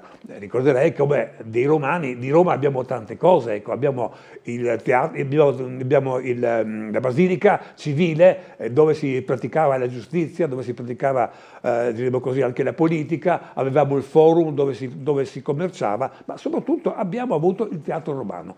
Un teatro non serve assolutamente a una città, non serve per sviluppare l'economia, però nasconde come il fatto che i cittadini triestini di allora lavoravano molto e avevano desiderio di divertirsi. Quindi il teatro romano, che tra l'altro secondo Cadle poteva contenere 5.000 persone, era un qualcosa di più che sta a indicare una città florida, una città ricca, benestante, che desidera anche divertirsi col teatro. A prescindere da questo, ovviamente la Tergeste romana è aumentata di popolazione e c'era la necessità dell'acqua, ecco, questo è l'argomento, e l'acqua non ci si poteva più basare su quelle poche fonti, poche sorgenti, pochi pozzi che si poteva avere, ecco, perché la popolazione aveva bisogno. A prescindere che l'acqua non serve solo per l'umano, no? Cioè per lavarsi, per bere, per altre esigenze umane, ma serve anche per l'industria, serve anche per l'agricoltura. Ed ecco che i nostri romani, così tergestini, in qualche modo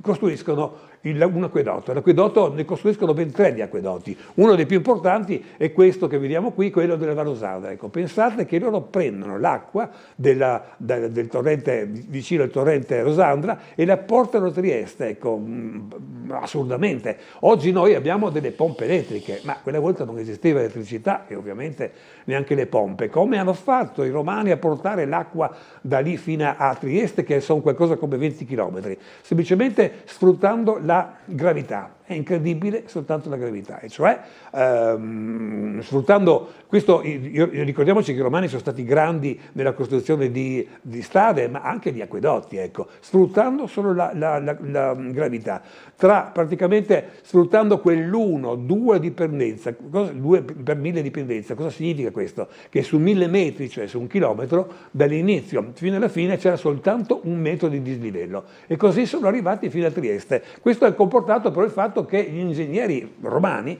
di grandi abilità, ecco, perché immaginiamoci oggi se qualcuno si metterebbe a misurare la pendenza così dove è migliore, ecco, porta a questo risultato, che l'acquedotto di Bagnoli, l'acquedotto di Rosandra, non è assolutamente diritto come si potrebbe pensare, come oggi farebbe con le tubature, ecco. Hanno dovuto cercare nella posizione dei colli dove questa pendenza era migliore, e quindi abbiamo questo risultato del percorso in qualche modo dell'acquedotto dell'Ersandra, ecco. Vediamo come passa, per esempio, abbiamo trovato le vestigia per San Sergio, passa per la via dell'Istria e arriva fino al largo Ascanio Calar, che sarebbe quella piazzetta in qualche modo prima del via San Michele, che poi va giù, sprofonda giù verso la Cittadecchia, ecco. Però in verità non era la via San Michele, ma era una via vicina.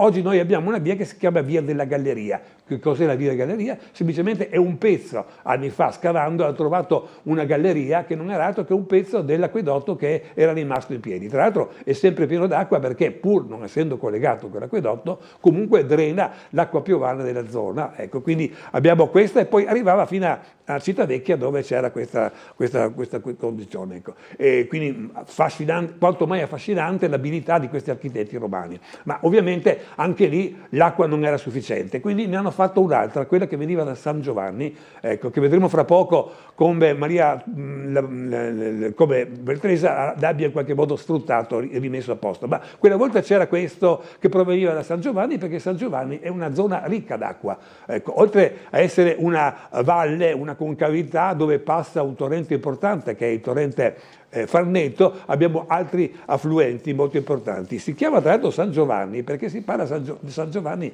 il martire, il santo che è il dio delle acque, che è il santo delle acque, ecco, in definitiva, e quindi si chiama così San Giovanni perché è una zona ricca d'acqua che arriva poi, appunto, come vedremo, dalla zona di San Giovanni arrivava fino al centro, portando acqua a 3 importanti fontane, che sono quella di piazza della Borsa, sono quella di piazza Ponte Rosso, dove noi abbiamo quel punto che viene chiamato Giovannin dalle venderigole. Perché Giovannin? Perché è quell'acqua piovene a San Giovanni, ecco. E poi da ultimo abbiamo la fontana dei 4 continenti, piccola curiosità, ecco, i continenti in verità sono 5, ma nel 1750, quando è stata costruita, quella volta se ne conoscevano solo 3. L'Australia non era ancora stata scoperta, e quindi abbiamo questo paradosso della fontana dei 4 continenti. Dobbiamo andare in pubblicità, ci fermiamo brevemente, ma torneremo tra pochissimo.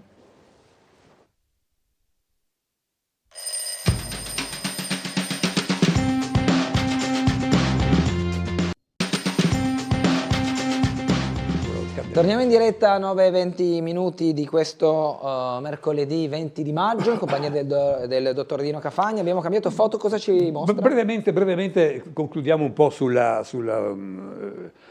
Roma e diremo sulla Trieste romana e su questo acquedotto. Ecco, questa è una bella fotografia di quello che ancora è rimasto. Siamo in Rosandra, è ancora rimasto, ecco, che vediamo questa struttura particolare che in verità non è adatta, è giusta, perché questo canale doveva essere coperto. Vediamo la prossima magari. Ecco, la struttura del canale dell'acquedotto, diremo così, appunto, di Rosandra, è fatta essenzialmente di 2 cose. Quella in nero è una sorta di cemento che respinge l'acqua, quindi impermeabile, che copre la parte interna, e poi dei mattoni che coprono. Ricordiamoci che doveva essere coperta, perché sennò l'acqua che scorre in superficie sarebbe inquinata dall'inquinamento dalle foglie, dalla terriccia, eccetera. Quindi doveva essere essere molto praticamente chiusa. E vediamo la prossima. Se noi andiamo a San Sergio troviamo ancora un pezzo intatto di questo acquedotto, ecco, di cui vediamo la struttura come era allora. Ecco, vediamo in B il cemento che abbiamo visto prima e in C vediamo tutta la struttura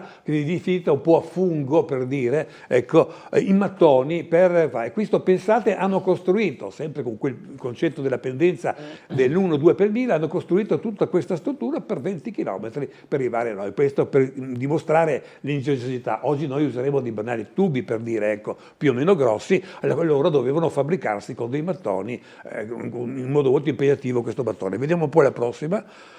Questa è una fotografia molto importante, la stragrande maggioranza non dirà assolutamente niente, ma questa è la fonte Oppia, cioè quando si prende l'acqua dal Rosanda, non si prende l'acqua dal torrente Resanda, ma da una sorgente, alcune sorgenti, in verità questa è la più importante, che praticamente è l'acqua che scorre all'interno di un monte che sta sopra, e quindi un'acqua essenzialmente pulita, pura, ecco, che è stata così inglobata, e qui nasce da pochi metri, vediamo subito quella che abbiamo visto prima, cioè l'acquedotto romano in mattoni, che comincia proprio qua. Ecco, questa è l'acqua, è una fonte importante. C'è una piccola curiosità, ecco, viene definita Oppia perché qua c'è una storia, ecco. Vedremo fra poco come per lungo tempo Trieste ha continuato ad avere la mancanza d'acqua, e quindi ci sono stati alcuni individui che hanno cercato di trovare delle fonti alternative. Uno di questi è Rossetti, che ha provato in qualche modo a recuperare il vecchio acquedotto, andando a Bagnoli e studiando, e ha ritrovato questa fonte che ha messo il nome di Oppia. Ma Oppia ovviamente fa pensare a un nome romano, ma non esiste. I romani, innanzitutto, non sapevamo come i romani lo chiamavano, non abbiamo nessun elemento. È una invenzione la parola Oppia, inventata in qualche modo da Rossetti, perché in questa zona c'erano molti alberi di l'oppio e quindi lui ha voluto definirla così. Se no, il nome, diciamo così, originale, sloveno, è quello di Klisica, ecco, che è un modo un po' difficile da parlare, per cui noi italiani preferiamo definirla Oppia, ma ricordiamoci, non è assolutamente il vero nome, è il nome che si è inventato il Rossetti, che però fa comodo perché è facile da dire. Quindi questa è la fotografia, è molto importante perché si dice che questa è la vera sorgente dove usciva dell'acqua purissima che è stata inglobata ed è la fonte originale dell'acquedotto romano. Vediamo la prossima ancora. Questo è un esempio, ecco, ricordiamoci sempre che era coperto. Qui vediamo come scorreva l'acqua, andiamo pure avanti, ne abbiamo tante fotografie e così via. Una di queste ci mostra come l'acquedotto è stato intercettato in via dell'Istria. Se voi andate in via dell'Istria, di fronte mi pare via Orsera, ecco, trovate questo. Il rosso l'ho fatto io per dimostrare l'aspetto a fungo dell'acquedotto che abbiamo parlato prima, e sopra c'è una incisione che ricorda qui è passato dalla fonte diremo così, l'acquedotto della fonte Oppia. Ecco, andiamo pure avanti, ci sono altre situazioni, una è quella che abbiamo detto prima, la via della Galleria. Ecco, via della Galleria troviamo questo, ecco, questo è uno speleologo che ha i piedi nell'acqua, perché questa è la Galleria, un vecchio pezzo dell'acquedotto romano che ancora si trova in via della Galleria, che ha preso questo nome proprio per questo. Vediamo un po' la prossima. No, questa sì. Ecco, poi i romani, qui è successo qualcosa di gravissimo, ecco. Dopo 600 anni arrivano i barbari odiano i romani perché i romani hanno più volte conquistato le loro terre, punito, ucciso i propri, quindi vengono qui con un odio tremendo nei confronti di Roma e della romanità, per cui arrivano anche a Trieste nel 568, arrivano i Longobardi. Dobbiamo immaginare questi barbari non come un gruppo armato di 10.000 20.000 persone, ma questi si muovevano tutti quanti con tutti i parenti, la moglie, i figli, i nipoti, eccetera, quindi erano masse di centinaia di migliaia di persone che, come le cavallette, quando arrivavano distruggevano tutto. Comunque, avendo la fama i barbari di essere barbari, cioè di non rispettare le norme in qualche modo di rispetto nei confronti della popolazione, sapendo che potevano uccidere, sapendo che potevano fare gli schiavi, i triestini sono scappati. Quindi i Longobardi arrivano nel 568 a Trieste e trovano una città città disarmata, una città spoglia, ecco, la distruggono, cioè la saccheggiano prima, la distruggono e poi anche la incendiano. Per questo odio, non c'era la necessità di incendiarla, ma questo odio verso la romanità volevano proprio distruggere la romanità, e quindi Trieste in qualche modo viene distrutta e appunto incendiata, e quindi anche gli acquedotti. Da quel momento in poi, per qualcosa come 1000 anni, i triestini, quei pochi che torneranno, tra l'altro, non saranno più quelle migliaia della Tergeste romana, ma saranno alcune centinaia che dovranno arrangiarsi. Tra l'altro devono costruirsi delle case, ecco, e sicuramente non vanno sul Carso a costruirsi una cava per portare dell'arenaria e a costruirsi le case. Ce l'hanno là. I monumenti romani loro li utilizzano e anche li distruggono, se vogliamo, per costruirsi le proprie case. Se noi veniamo del teatro romano, vediamo che il teatro romano non è coperto, come si potrebbe immaginare, da marmi, ma troviamo soltanto l'ossatura, cioè in qualche modo i mattoni, ecco. E qui il resto è stato praticamente, prima i barbari, poi i triestini hanno distrutto. Pensate che perfino le statue del teatro romano sono state usate per fare della malta, per fare del materiale di costruzione, ecco. Oggi grideremo all'assurdo, ecco, poter distruggere una statua romana, ecco. Ma allora c'è la necessità di sopravvivere, ecco. Per cui per un periodo molto lungo Trieste non è tornata più alla grandiosità di prima romana, ed è vissuta per tanto tempo un numero anche abbastanza limitato di persone, ecco, 5-6 mila persone sono rimaste per qualcosa come 1000 anni, fino all'arrivo del Protofranco 1719, e si è dovuto arrangiare. Questa popolazione ovviamente non aveva più l'acquedotto romano, gli acquedotti romani, perché ricordiamoci che gli acquedotti romani sono 3, quello di Rosanda, quello di San Giovanni che abbiamo detto prima, e che tra l'altro adesso ne parleremo, e uno anche Sette Fontane, di cui in verità Candole ne parla, ma non ne sappiamo un granché. Ecco. Però tornando a noi, queste persone che verranno più o meno nel Medioevo non avranno più la possibilità, se non quella di fornirsi delle poche fonti, ecco, dei pozzi, delle sorgenti, delle cisterne soprattutto, che venivano a raccogliere l'acqua piovana per alimentarsi. Ma quando arriva il Protofranco, 1719, la popolazione progressivamente aumenta non solo la necessità di acqua della popolazione, ma anche dell'industria, anche dell'agricoltura. Ricorderei per esempio che le navi che arrivavano qui avevano bisogno prima di partire sia delle gallette, del mangiare in qualche modo, ma anche dei botti d'acqua per poter navigare in lungo e in largo, ecco, e quindi la necessità era importante. Maria Teresa, siamo nel 1751, deve pensare a come poter portare l'acqua, ecco, e non fa altro che ristabilire l'acquedotto di San Giovanni, che abbiamo accennato prima, ecco, e quindi ristabilire, e lo scrive anche, perché quello che vediamo qui in Via delle Cave è il capofonte. Capofonte significa il punto di cui comincia o si origina in qualche modo l'acquedotto, ma dietro a questo capofonte dovremmo immaginare un colle che ha all'interno delle gallerie, un po' come le dita di una mano, no? In questa direzione gallerie che captano l'acqua e arrivano tutte qui. Vediamo un po' la prossima.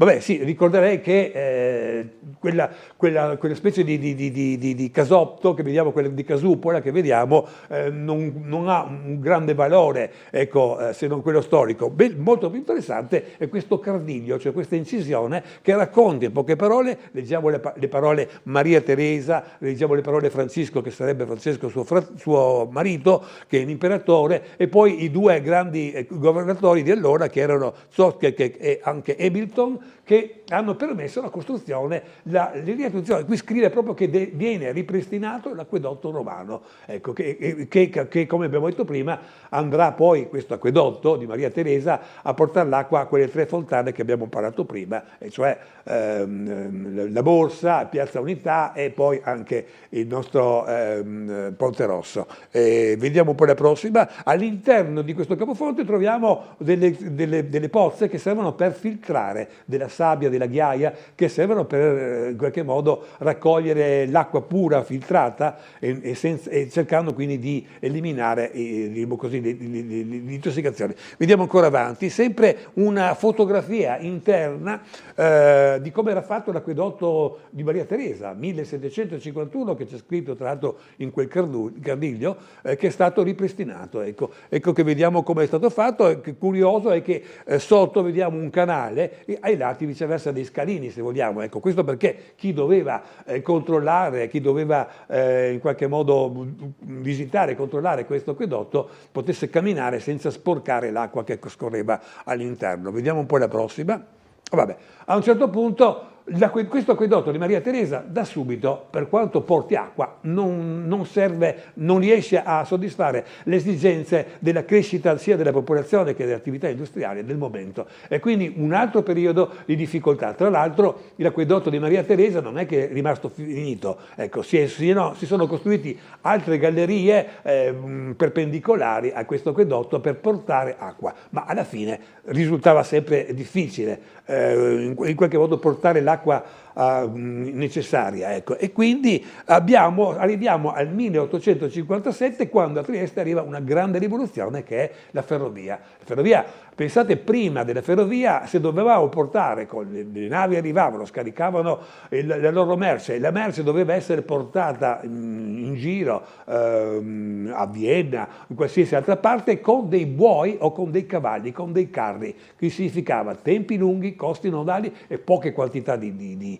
materiale. Ecco, l'arrivo della ferrovia rivoluziona tutto e dà un aumento esponenziale dell'economia, perché possiamo portare con un costo contenuto grandi quantità di materiale e in tempi molto veloci. Ecco, quindi la ferrovia, che i triestini aspettavano perché era già presente a Vienna e in altre parti, finalmente nel 1857 arriva, ed è una grande rivoluzione in qualche modo, ma ovviamente c'è sempre il problema dell'acqua. L'acqua è il problema della ferrovia, perché la ferrovia va ancora con il motore a vapore, ecco, quindi ha bisogno di grandi quantità. Si sapeva che a livello di Auresina, di cosiddetti filtri di Auresina, c'erano delle polle d'acqua, cioè praticamente un ramo del timavo che sfociava in qualche modo proprio a questo livello, ma lo sfociava a livello dell'acqua, quindi fino a quel momento quell'acqua era difficile da contenere, ma vista la necessità si è cercato di recuperare queste fonti d'acqua, queste polle d'acqua, ecco, semplicemente creando una sorta di muro in cemento, ecco, che non permettesse all'acqua che usciva di mescolarsi con quella marina, ovviamente non potabile. Ecco, e quindi è stato costruito questo palazzo, questa struttura, dove vediamo che l'acqua veniva presa ovviamente e veniva sparata con con i motori a vapore. Vediamo difatti che ci sono quei vapori che escono dalle tubature, ecco, a ricordare come in un primo momento, poi nel 1900 arriveranno le pompe elettriche e scomparirà il vapore e tutto il resto, e quindi qui finalmente i filtri di Auresina riescono a inglobare una grande quantità di acqua potabile che viene sparata verso l'alto dove c'è la ferrovia, ma ci si accorge anzi che quest'acqua è talmente abbondante che può servire anche a Trieste, quindi una tubatura di questo va a servire Trieste, quindi Trieste finalmente riesce ad avere una quantità sufficiente. Una piccola curiosità, sottolineare come questo edificio ha un aspetto un po' gotico, no? Neogotico si definisce così, a parte che è lo stesso architetto Juncker, che si chiamava così, che ha costruito poi il castello di Miramare, ecco. Però è da notare una curiosità, ecco. Mentre il ricco signore vuole un edificio medievale, ecco, cioè praticamente neogotico, ed ecco che Massimiliano si costruisce un castello medievale perché ha, diremo così, le torrette, ha le finestre così caratteristiche di quel periodo, le merlature guelfe, eccetera. Ecco, e in questo che è semplicemente una struttura, un edificio secondario, lo stesso si vuole, in quel periodo si dava importanza anche all'estetica delle fabbriche o degli edifici di questo tipo. Ecco, quindi qui abbiamo un neogotico che sarebbe sprecato perché costa, ma che però denota come anche quella volta serviva la sensibilità architettonica, che anche le fabbriche dovevano essere abbellite in un modo costoso, se vogliamo, ma importante in questo caso del neogotico. Andiamo in pubblicità, dottor Cafagna, torneremo tra poco per gli ultimi minuti di trasmissione.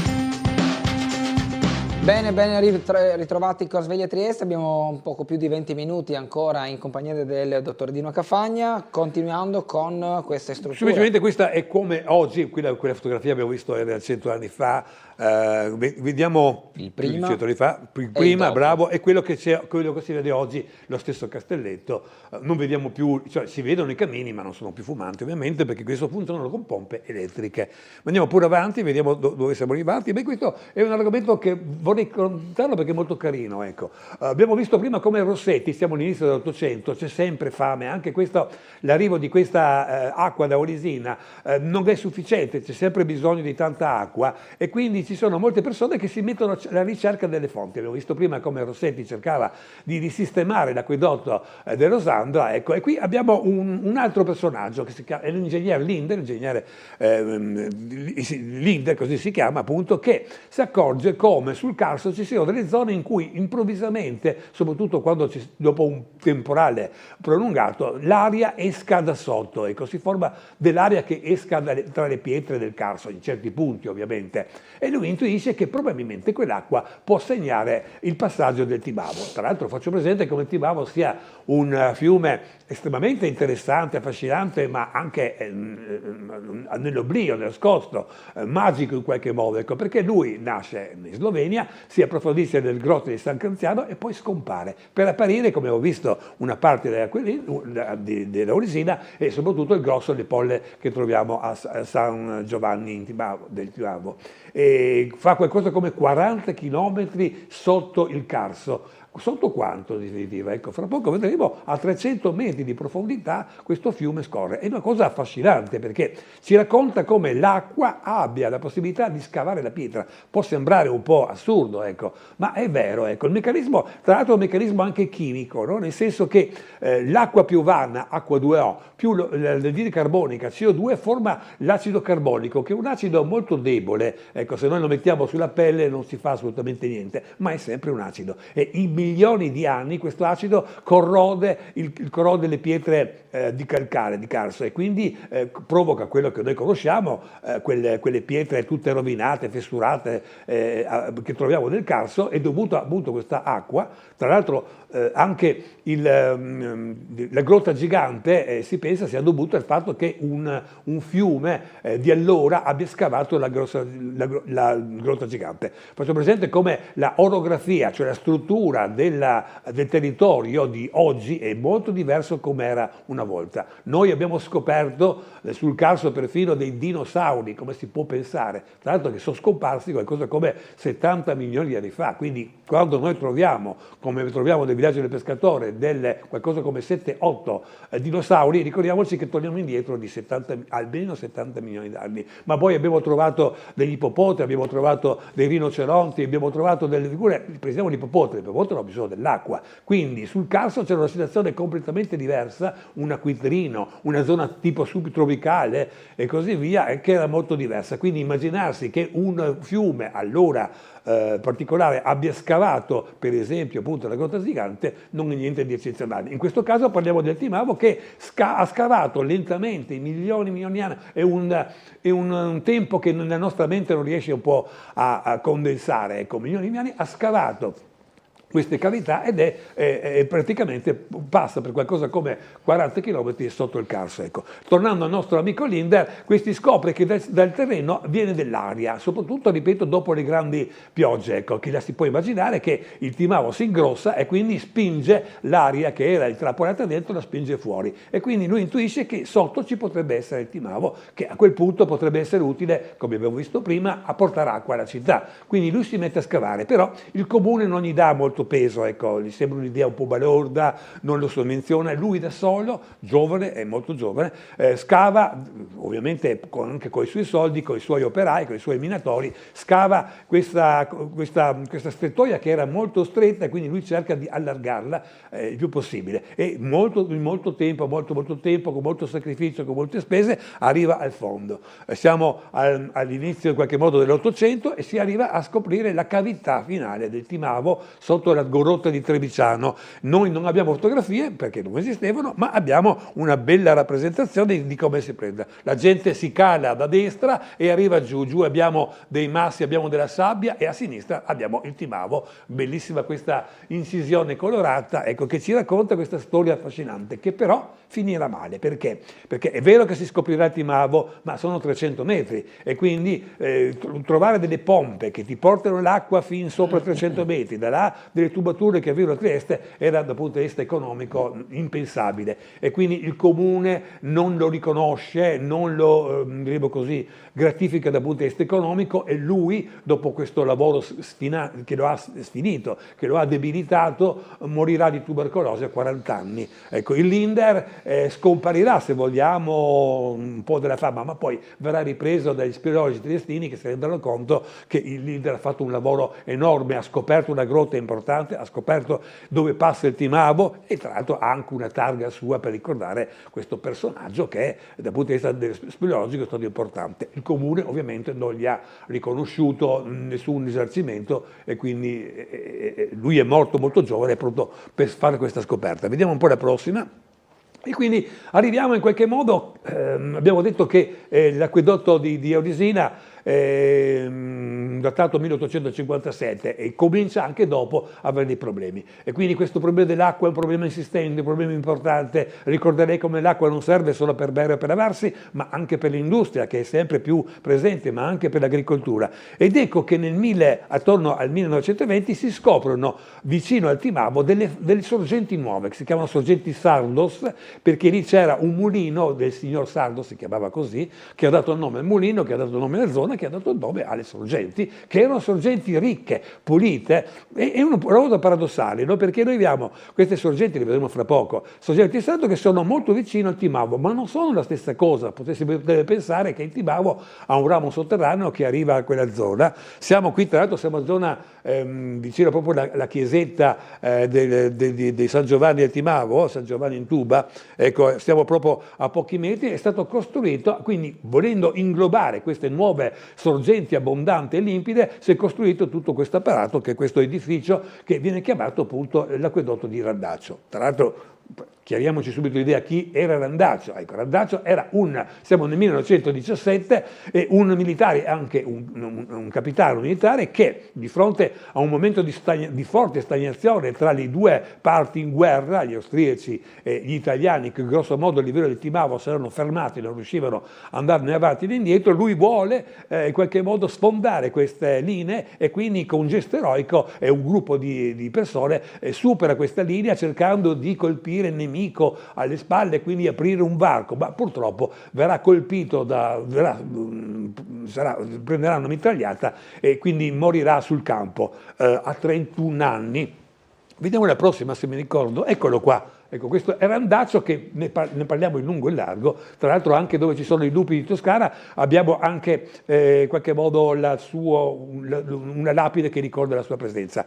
Il Randaccio comunque, ecco, sarebbe uno dei tanti morti, in verità, non è l'unico eroe che è morto in guerra, giovane e così via, ma ha avuto non so se potevo dire la fortuna di essere amico, di essere conosciuto da Nunzio, il quale ne fa delle lodi, ecco, in qualche modo lo innalza ad eroe, il grande Randaccio, eccetera, per cui la zona lui è diventato famoso, direi non per il gesto che è stato sicuramente eroico, ma uno dei tanti, ecco, ma perché D'Annunzio ha saputo lodarne come esempio di eroismo, ecco, quindi lui è un eroe e gli è stato intitolato questo. Siamo nel 1929, andiamo pure avanti.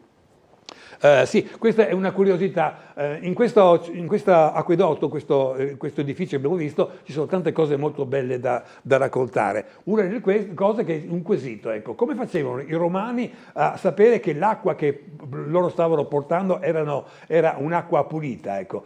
Si poteva utilizzare, si poteva in qualche modo parlare, si poteva vedere in qualche modo l'aspetto fisico, cioè se l'acqua era limpida, se era torbida e poteva essere inquinata ovviamente, oppure semplicemente se era calda, troppo calda non va bene, ecco. Loro usavano i pesci che ovviamente se il pesce nuota tranquillamente vuol dire che l'acqua è pura. Questa è la vasca che si trova all'interno, ovviamente a titolo puramente esplicativo, come i romani in qualche modo usavano queste vasche col pesce per vedere se l'acqua non era inquinata e quindi poteva essere utilizzata. Vediamo un po' la prossima. Un altro aspetto molto affascinante che troviamo sempre all'interno è la scoperta di un palazzo, di una casa romana, una villa romana, che è questa. Ricorderei come i romani non erano solo presenti a Trieste, ma abbiamo trovato lungo la costa che da Sistiana arriva fino a Muggia, abbiamo trovato tanti, ruderi ovviamente, ville romane, porti romani, moli romani, abbiamo trovati tanti. Per dire uno, il Cedas, che noi conosciamo, ecco, era 2000 anni fa un porto romano che poi è stato riutilizzato ed è quello che vediamo oggi, ecco. E ce ne sono tanti altri, ecco, ne erano a Sistiana, ne erano a Grignano e così via. Anche a Muggia troviamo ancora in Punta Sottile un molo, ecco, per dire, per riconoscere questo. A prescindere da questo, qui abbiamo trovato, scavando ovviamente, questa villa. È una villa molto affascinante perché è una villa appunto romana che ha molte caratteristiche. Vedremo fra poco, ma insomma, questo discorso è che era divisa grosso modo a metà, una parte per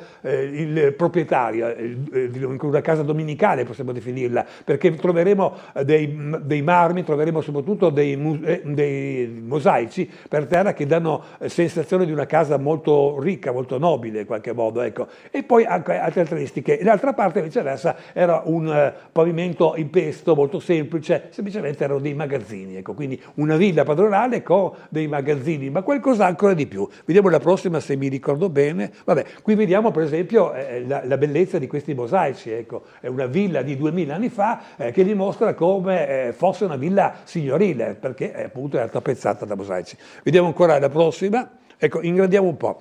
Questa è un disegno, sì, del 1000 perché ha alcuni caratteri gotici, però che riflette, è stata copiata da una pianta del I secolo d.C., si chiama pianta peutegeriana, che sta a indicare come che in questa stampa, scusate, più che stampa, un disegno in qualche modo, viene rappresentato tutte le strade militari del I secolo d.C., quindi un qualcosa di interessante, di tutto l'impero, quindi tutta la zona dell'impero romano, abbiamo questa grafica delle strade. Qui quello che ci interessa è la nostra parte, perché vediamo a sinistra, vediamo la città di Aquileia. Ricorderei come Aquileia, ai tempi di Romani, aveva qualcosa come 200.000 persone, e quindi una città enorme, era una Roma, diremo così, del nord, e possiamo capire come l'Aquileia fosse allora un punto di riferimento economico, militare, giuridico, religioso anche. Trieste era,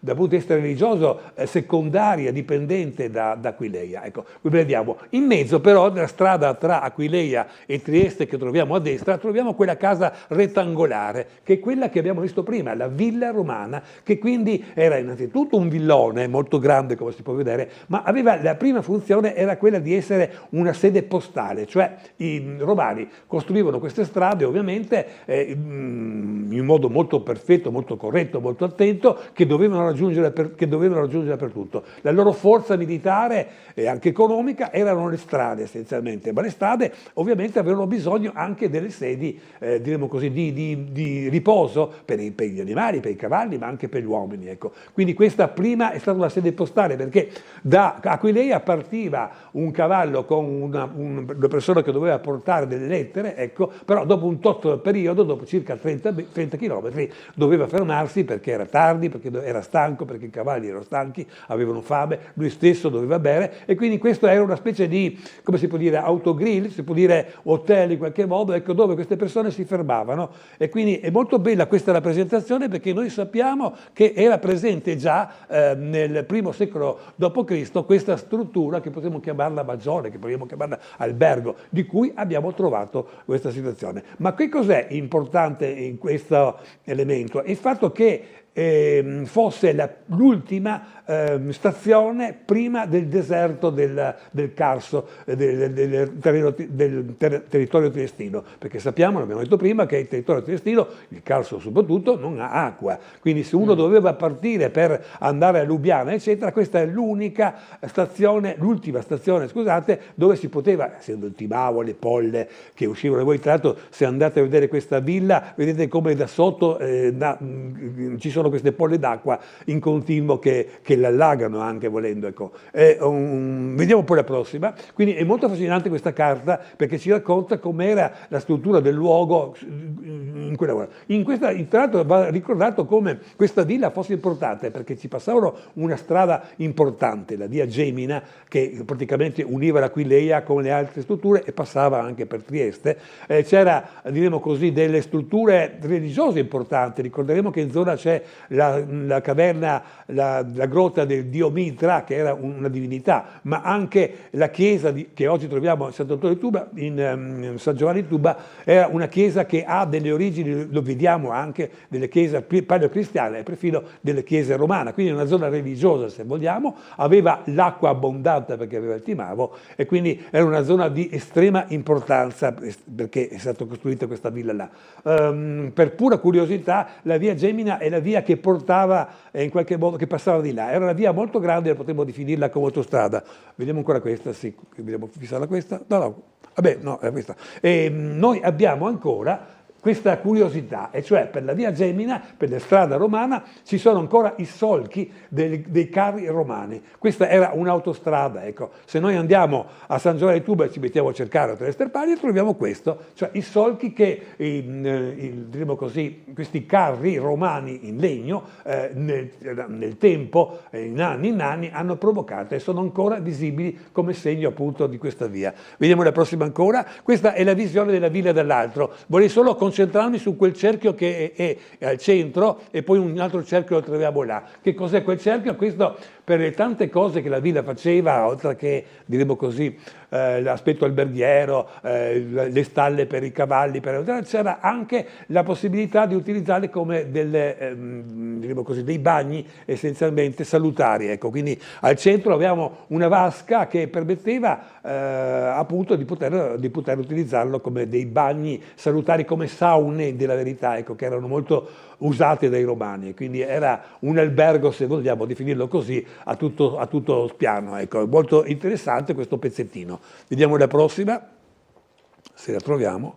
Non riusciremo a parlare della cosa più importante, perché ormai ci scade, ma andiamo avanti. Ecco, sempre abbiamo detto prima che l'elemento più importante dell'acquedotto di Randaccio è la presenza delle polle di acqua di una sorgente, del cosiddetta sorgente locale in qualche modo, karstiche, come vogliamo dire, Sardos, il nome è Sardos che come deriva. Vediamo la prossima. Questo che avete visto prima è diciamo così, le polle d'acqua che sono state assorbite per raggiungere in qualche modo l'acquedotto. Quello che vediamo è lo scarto che va via. Ecco, quello che abbiamo visto prima è questo che vediamo, questo qua è come era prima. Vediamo in fondo il mulino Sardos che utilizzava appunto queste fonti per poter utilizzarlo appunto come far ruotare le ruote appunto per formare appunto il frumento e la farina. Ecco, vediamo un po' la prossima. E qui è molto interessante. Ecco, andiamo subito a ingrossare la parte sinistra. Allora, sempre dopo queste polle di Sardos, in verità l'acqua era sempre buona, sempre sufficiente, ma non particolare. Si scoprì alla sinistra del torrente, del fiume, diciamo così, presente appunto a livello di Gorizia, si trovò delle polle profonde a livello dell'Isonzo, a sinistra dell'Isonzo, delle polle profonde quando? 150-200 metri, e vediamo come oggi noi abbiamo scoperto delle polle appunto a sinistra dell'Isonzo, ecco, dove noi siamo riusciti ad andare a fondo. Non si può vedere fino a fondo? Non si può? Boh. Ma, ecco, non siamo andati a trovare quelle polle a 200 metri. Perché a 200 metri? Perché a 200 metri l'inquinamento non esiste più l'infezione batterica, è un'acqua veramente pura, filtrata. Noi quindi assorbiamo quest'acqua con queste potenti che sono presenti appunto nella zona di Monfalcone, diremo così, alla sinistra sempre del fiume Isonzo, ecco, e lo portiamo dove abbiamo trovato appunto quella struttura che abbiamo chiamato l'acquedotto di Randaccio, ecco, dove, come vediamo, arriva la grande quantità, circa l'80% dell'acqua che noi consumiamo, oggi arriva dall'Isonzo, da queste polle dell'Isonzo, ecco, e però una parte sempre arriva al centro, vediamo la sorgente così del Sardos e un po' d'acqua anche del Timavo. Ecco. Queste sono le acque che noi raccogliamo, le acque che vengono inglobate, vengono in qualche modo filtrate e poi la prossima volta vedremo dove arriva. Ecco. In questo acquedotto ci sarà una grande vasca dove l'acqua viene tutta raccolta, ecco. Ci sono quindi delle pompe elettriche che lo spingono e da qui arriveremo ai filtri che ne parleremo la prossima volta, dove l'acqua sarà filtrata, dove l'acqua sarà anche, se vogliamo, disinfettata, perché si useranno delle piccole quantità di cloro che ha la funzione di tenere disinfettata questa zona, perché l'acqua, come vedremo, uscirà per un controllo 24 ore su 24, uscirà perfetta dal punto di vista chimico, fisico e batteriologico, quindi l'acqua è perfettamente pura, però sì, un pizzico di cloro sarà messo, perché le tubature comunque per arrivare per esempio a Trieste ci vorranno 20 km, ma da Trieste poi dovrà diramarsi in tutti i rioni e quindi le tubature saranno molto lunghe, molto complesse e un po' di disinfettante ci vuole. Io le faccio vedere anche quella che è la foto successiva, anche se ormai abbiamo finito il tempo, che è no, il quadro più ampio. Quella di sinistra è una cosa apparentemente semplice, poi quando arriva a Trieste vediamo come si disperde, esatto. Ci sono tutti i rioni da guardare, ma soprattutto come farà, è molto interessante, come farà l'acqua a raggiungere tutti questi distretti molto lontani. Ecco, vedremo che usato la gravità è una cosa interessante. Bene, grazie al dottor Cafagna, noi ci fermiamo qui per quanto riguarda Sveglia Trieste, noi ci rivediamo fra 2 settimane. Fra 2 settimane. Grazie a tutti per averci seguiti e una buona giornata.